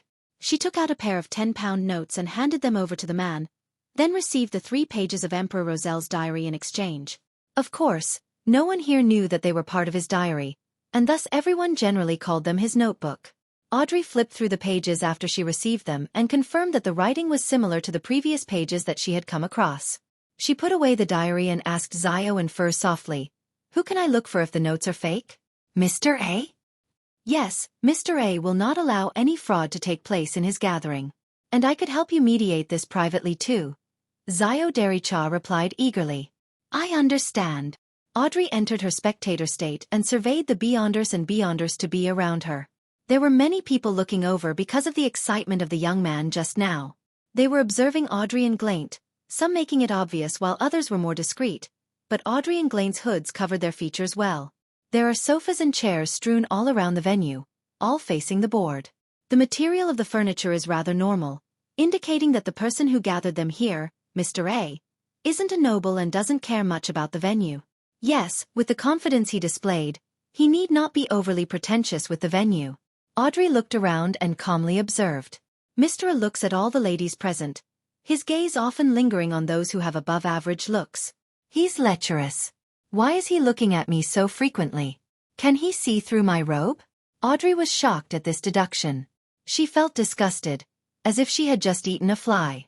But her worries quickly eased, for she noticed that Mr. A was not looking at her body or the bodies of the other ladies. This means that his eyes cannot see through fabric directly. His sense of sight is exceptional. It's as if he's observing me at a close distance. With that ability, the hood won't achieve much. Audrey calmly observed the rest of the people engaging in their own deals and got an understanding of the circumstances of some of the people there. At that moment, Mr. A's facilitator walked over and whispered to Audrey's group. You can write your requests on a piece of paper and pass them to me, or wait till the break later to write whatever you want to sell on the blackboard in the small room. Furs took a whiff of her cigarette and surveyed the surroundings cautiously. Have you considered which Sequence 9 formula you want? She had kept her promise and told Audrey and Viscount Glaint about all the sequence pathways she knew of. Audrey pretended to think before saying, Spectator, I want to become a spectator. And, I also want the advancement of Spectator the telepathist. She considered the fact that she would have to come into frequent contact with Furs and Xioderi-Cha in the future, making it highly possible that they would realize that she was a beyonder, a spectator. Thus, she decided to take this opportunity to reveal this to them and completely conceal the fact that the Tarot Club existed. Even though I'll be wasting some money, it'll still be worth it. Audrey praised herself. At the same time, she noticed that Xioderi-Cha was looking at the blackboards from time to time. Her expression was that of desire and depression. Zio told me that the corresponding Sequence 8 to Arbiter was Sheriff. She's looking at the £450 price tag? Well, it's obvious that she wants the formula for Sheriff. She's already been an Arbiter for more than a year, and she has been unknowingly acting the role of an Arbiter. Her potion should have been digested already. All these details tell me that Zio lacks money. As Audrey was deducing all of this, Viscount Glaint revealed his choice. Apothecary. I want the formula for Sequence 9 Apothecary. Feeling the gazes from Audrey, Furs and Zio, he explained himself with a chortle. To me, health and not having to worry about major illnesses and harm is the most important thing.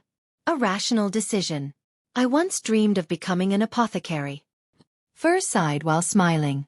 She had a rather languid demeanor. After making the decision, Audrey and the rest wrote their requests on pieces of paper and handed them over to the facilitator. They looked on as the facilitator made his way around the venue and asked the other participants, collecting several other slips of paper. This facilitator then shuffled the notes and handed them over to his partner in charge of the blackboards, asking him to transcribe the information onto them. I need the formulas for Potion Spectator and Telepathist. The price will be negotiated face-to-face. The facilitator would repeat the request 3 times after he wrote it onto the blackboard. If someone was interested, they could apply for a room in secret. There would be facilitators helping them complete the deal. After waiting for a while, Audrey and Glaint didn't receive a request for a deal. They were rather disappointed. At this moment, a facilitator walked over to Audrey's side and handed her a folded piece of paper. It's from Mr. A, the facilitator said softly. Audrey unfolded the slip of paper and took a look. Are you interested in the formulas of other Sequence 9 potions? Audrey curled the ends of her mouth disdainfully and wrote on a blank spot. I am only interested in Spectator. She folded the piece of paper and handed it back to the facilitator, then watched as he passed it back to Mr. A. Mr. A took a glance and didn't say anything, continuing to look over the rest of the members silently. But Audrey sharply noticed that he had secretly burned the piece of paper and allowed the ashes to fall to the floor. 15 minutes later, Mr. A said. Now we will have a break. You can interact with other participants freely. At this moment, the young man who sold Emperor Roselle's diary approached Audrey and said in excitement, I have already deciphered a portion of the Emperor Roselle's special characters and tattooed them onto myself, allowing me to gain some remarkable abilities. Are you interested? Audrey suddenly recalled that she had asked Mr. Fool if the special characters in the Emperor Roselle's diary possessed any unique abilities. Mr. Fool's answer was that they were useless unless a deity suddenly took interest in them. She looked at the young man in front of her and thought for a moment. She then probed. What remarkable abilities? The young man answered excitedly, I have become stronger and more healthy. Audrey looked at him in pity. I'm sorry, I have more trust in my own research. In the remaining time, she continued observing those who came to this gathering, but didn't obtain any more information. All she had was a rough deduction that some of them were doctors or lawyers, ordinary occupations. Audrey and the rest left the venue after another half an hour and returned to Viscount Glaint's mansion as they waited till the ball ended. Audrey returned home at about 10 that night. She was about to get her maidservant to prepare some hot water when she saw her dog Susie shoot her a look. My dog just shot me a look. Audrey's emotions became complicated. Chapter 132. Meeting the monster again, she found an excuse for her maidservant to leave them alone temporarily. Audrey locked the door and looked back at her golden retriever, Susie, who she wasn't sure could still be considered as her pet. You heard, or came across something. Susie sat steadily and howled, reverberating the air around her. Yes, I heard the Count's discussion with a few members of Parliament in the study. They said that the King and the Prime Minister came to a mutual agreement. They will give up their revenge plan on the Faesac Empire in Balam's East Coast for the time being. Where's Balam's East Coast? Susie's terrifying speed at grasping loan made Audrey feel mixed emotions. She fell silent for a few seconds before she said, "I'll give you a map tomorrow." "Okay," Susie replied in delight. The king and the prime minister believe that presently the most pertinent task is to push for the Reformation, which will allow civil servants to be selected via examination. They hope to pass the bill through the House of Lords and the House of Commons before October. "Really?" Audrey asked, pleasantly surprised. That was the first matter that she had managed to secretly guide after she became a spectator. Turning it into reality would give her a sense of achievement. Susie answered frankly, "I can't give you a definite answer. This is just what I've heard.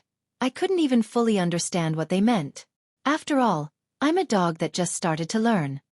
Audrey was stunned for a moment before she beamed and said, "Susie, you did well. This is your reward."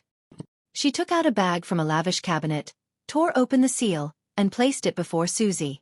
It was a dog biscuit produced by the Backlund Pet Care Company, which was made of flour, vegetables, meat, and water. It was a snack that Susie really liked. Susie sat straight and sniffed. She waved her paw, seemingly deciding how she was to consume it to suit her present identity the best. After a few seconds, she gave up thinking, adhered to her instinct, and leaped forward. She grabbed the bag of snacks and ran outside. She stood on her hind legs and opened the door with one claw, then ran out and hid in the shadows and began enjoying her snack. On Sunday, Klein didn't wake up until the afternoon, because he had spent the night on duty at Cheney's Gate. Klein took the trackless public carriage and arrived at Evil Dragon Bar. He had previously planned to use divination to find Monster Adamasol and determine the reason for his recent oddity. However, he was interrupted by the loss of control of a mandated punisher and could only reschedule it to today. He went through the billiard room and entered the underground market. Klein didn't need to search, for he immediately saw Adamasol shivering in a corner.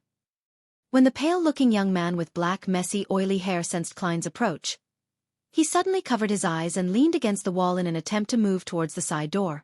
Klein quickened his pace and blocked Adamasol from leaving. He tapped the left molars twice secretly. In his spirit vision, Adamasol's aura appeared rather unhealthy. All the colors seemed dim. In other words, although he didn't have any major diseases, his body was very weak. At the same time, Klein realized that vibrant fear and anxiety were revealed in the monster's emotions. He had lost almost all of the blue that represented rational thinking. The surface of his astral projection extended from the depths of his ether body. The color was a unified, transparent, and colorless, just like a pure light. Is this the uniqueness of a naturally born monster? Klein nodded indiscernibly as he stared at Adamasol's face and said, "What did you see recently? What did you come across? Why are you hiding in a corner and quivering while saying that there are all corpses and that everyone is dead?" Adamasol lowered his head and looked towards his toes. It seemed like he didn't dare to look directly at the person before him. He was shivering almost violently in his grayish-blue trousers and ragged linen shirt. He replied in a fluster, "No, I didn't see anything. And no, I only had a dream. There's blood everywhere in the dream and corpses scattered everywhere. Haha, boo-hoo. I was among the corpses. I was there. I'm gonna die. I'm gonna die. I don't want to die. I don't want to die." He laughed and he cried. His reply confused Klein. Klein massaged his temples and lowered his voice to ask again, "Why are you afraid of me?" Adamasol was taken aback for a few seconds when he suddenly squatted down. He yelled in extreme fear, "No! No!" Everyone looked over and Klein suddenly felt awkward. "I didn't do anything to you. Why are you screaming as though something happened?" He laughed dryly. He saw that Adamasol had curled up in a trembling fetal position. Besides begging for mercy, he didn't say anything else. Klein had no choice but to distance himself and pretend that he was just passing by. Maybe I should ask Mr. Azek for advice. But he just went on vacation to the northern part of the Faesac Empire last week, and he'll only return next Thursday or Friday. Before that, I have to first report to Captain. Klein covered his mouth as he yawned. He turned and left the underground market. After he got his salary that week, his private stash returned to £8.10 solely. However, truly rare Beyonder ingredients were so expensive that he could only window shop. Of course, if he wasn't afraid of the high interest, he could get a short-term loan from Swain. When he exited Evil Dragon Bar and waited for the public carriage, Klein considered the future developments. In another week, the £12 from my advance salary at the beginning will be cleared. The money that I bring home will finally reach £3 a week. Melissa will have no excuse about delaying the hiring of a maidservant. The other £3 will remain a secret, and I'll save up more money for myself. And I have to quickly get the telepathist formula or related clues from Dax Guderian. I can use the excuse of giving an underling funds to exchange it for cash from Miss Justice. This could be done through an anonymous bank transfer. During the process, I'll cause interference via divination. That will be very safe and it won't reveal my identity. After getting on a public carriage, Klein didn't head to the Blackthorn Security Company directly but planned on heading to the Divination Club for 2 hours. It was part of the work needed to foreshadow his digestion of the potion. Plus, Klein was now considered famous in the divination industry. There were returning customers from the past and there were also referrals. On average, he would have more than 10 divinations in an afternoon. Hence, even though he only went twice a week, he could still make a profit of £0.50. To the impoverished Mr. Fool, it was better than nothing. Sigh, it's a pity that I made it sound too good at the beginning and fostered too perfect of an image. I can't just change my divination fees as I wish. While sitting in the meeting room at the Divination Club, Klein thought to himself helplessly as he drank his Psy black tea. With his present fame, people would still seek his services even if he charged 4 solely. However, as a seer that respected fate, he could only continue to charge 8 pence. Although Klein had fully digested the potion, he wasn't willing to take the risk of going against the seer principles that he previously summarized. That included not obtaining excessive benefits from divination. After all, he didn't know if it would lead to losing control or other negative effects. The confidential information the Nighthawks had didn't include the concept of digesting. Thus, Klein couldn't determine if there was still risks after fully digesting the potion, or if he could do anything that was against the principle. Just as he was thinking about these things, the beautiful attendant named Angelica came in and walked over to him. She leaned down and softly said, "Mr. Moretti, someone wishes for your divination. Red agate room." All right. Klein had checked if it was a suitable day to visit the Divination Club before he came, and he had obtained a definite answer from his divination. He took his silk top hat, exited the meeting room, and saw his customer that was waiting at the door of the red agate room. The customer was a maiden around 16 years old. She was wearing a light blue ruffled dress and holding a gauze hat of the same color. She had brown curly hair, a cute face with baby fat, and a pair of beautiful light blue eyes. Elizabeth. Klein recognized his sister's good friend, Elizabeth, who studied at the Ivos public school. He had once helped pick an amulet for her and also resolved Selena's magic mirror divination incident with her assistance. Similarly, Elizabeth said in pleasant surprise, "Mr. Moretti, it's really you? I was wondering if it was you when I saw the name."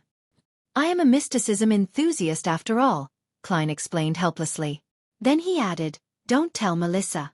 Oh, Selena as well." The divination results showed that it was suitable for me to visit the Divination Club. Why did I run into Elizabeth? He shook his head as he turned around to open the door to the red agate room. At the same time, he clicked his left molar twice. They entered the room slowly. After he took the seat of the diviner, he lifted his head to look towards Elizabeth. With just one glance, he creased his eyebrows. There was a faint layer of gloomy green in the maiden's energy field. A symptom of being haunted by spirits and wraiths. Klein made a calm judgment and asked directly, "Have you had nightmares recently, ones with repetitive elements?" Elizabeth, who had just locked the door and had yet to take a seat, was dumbstruck.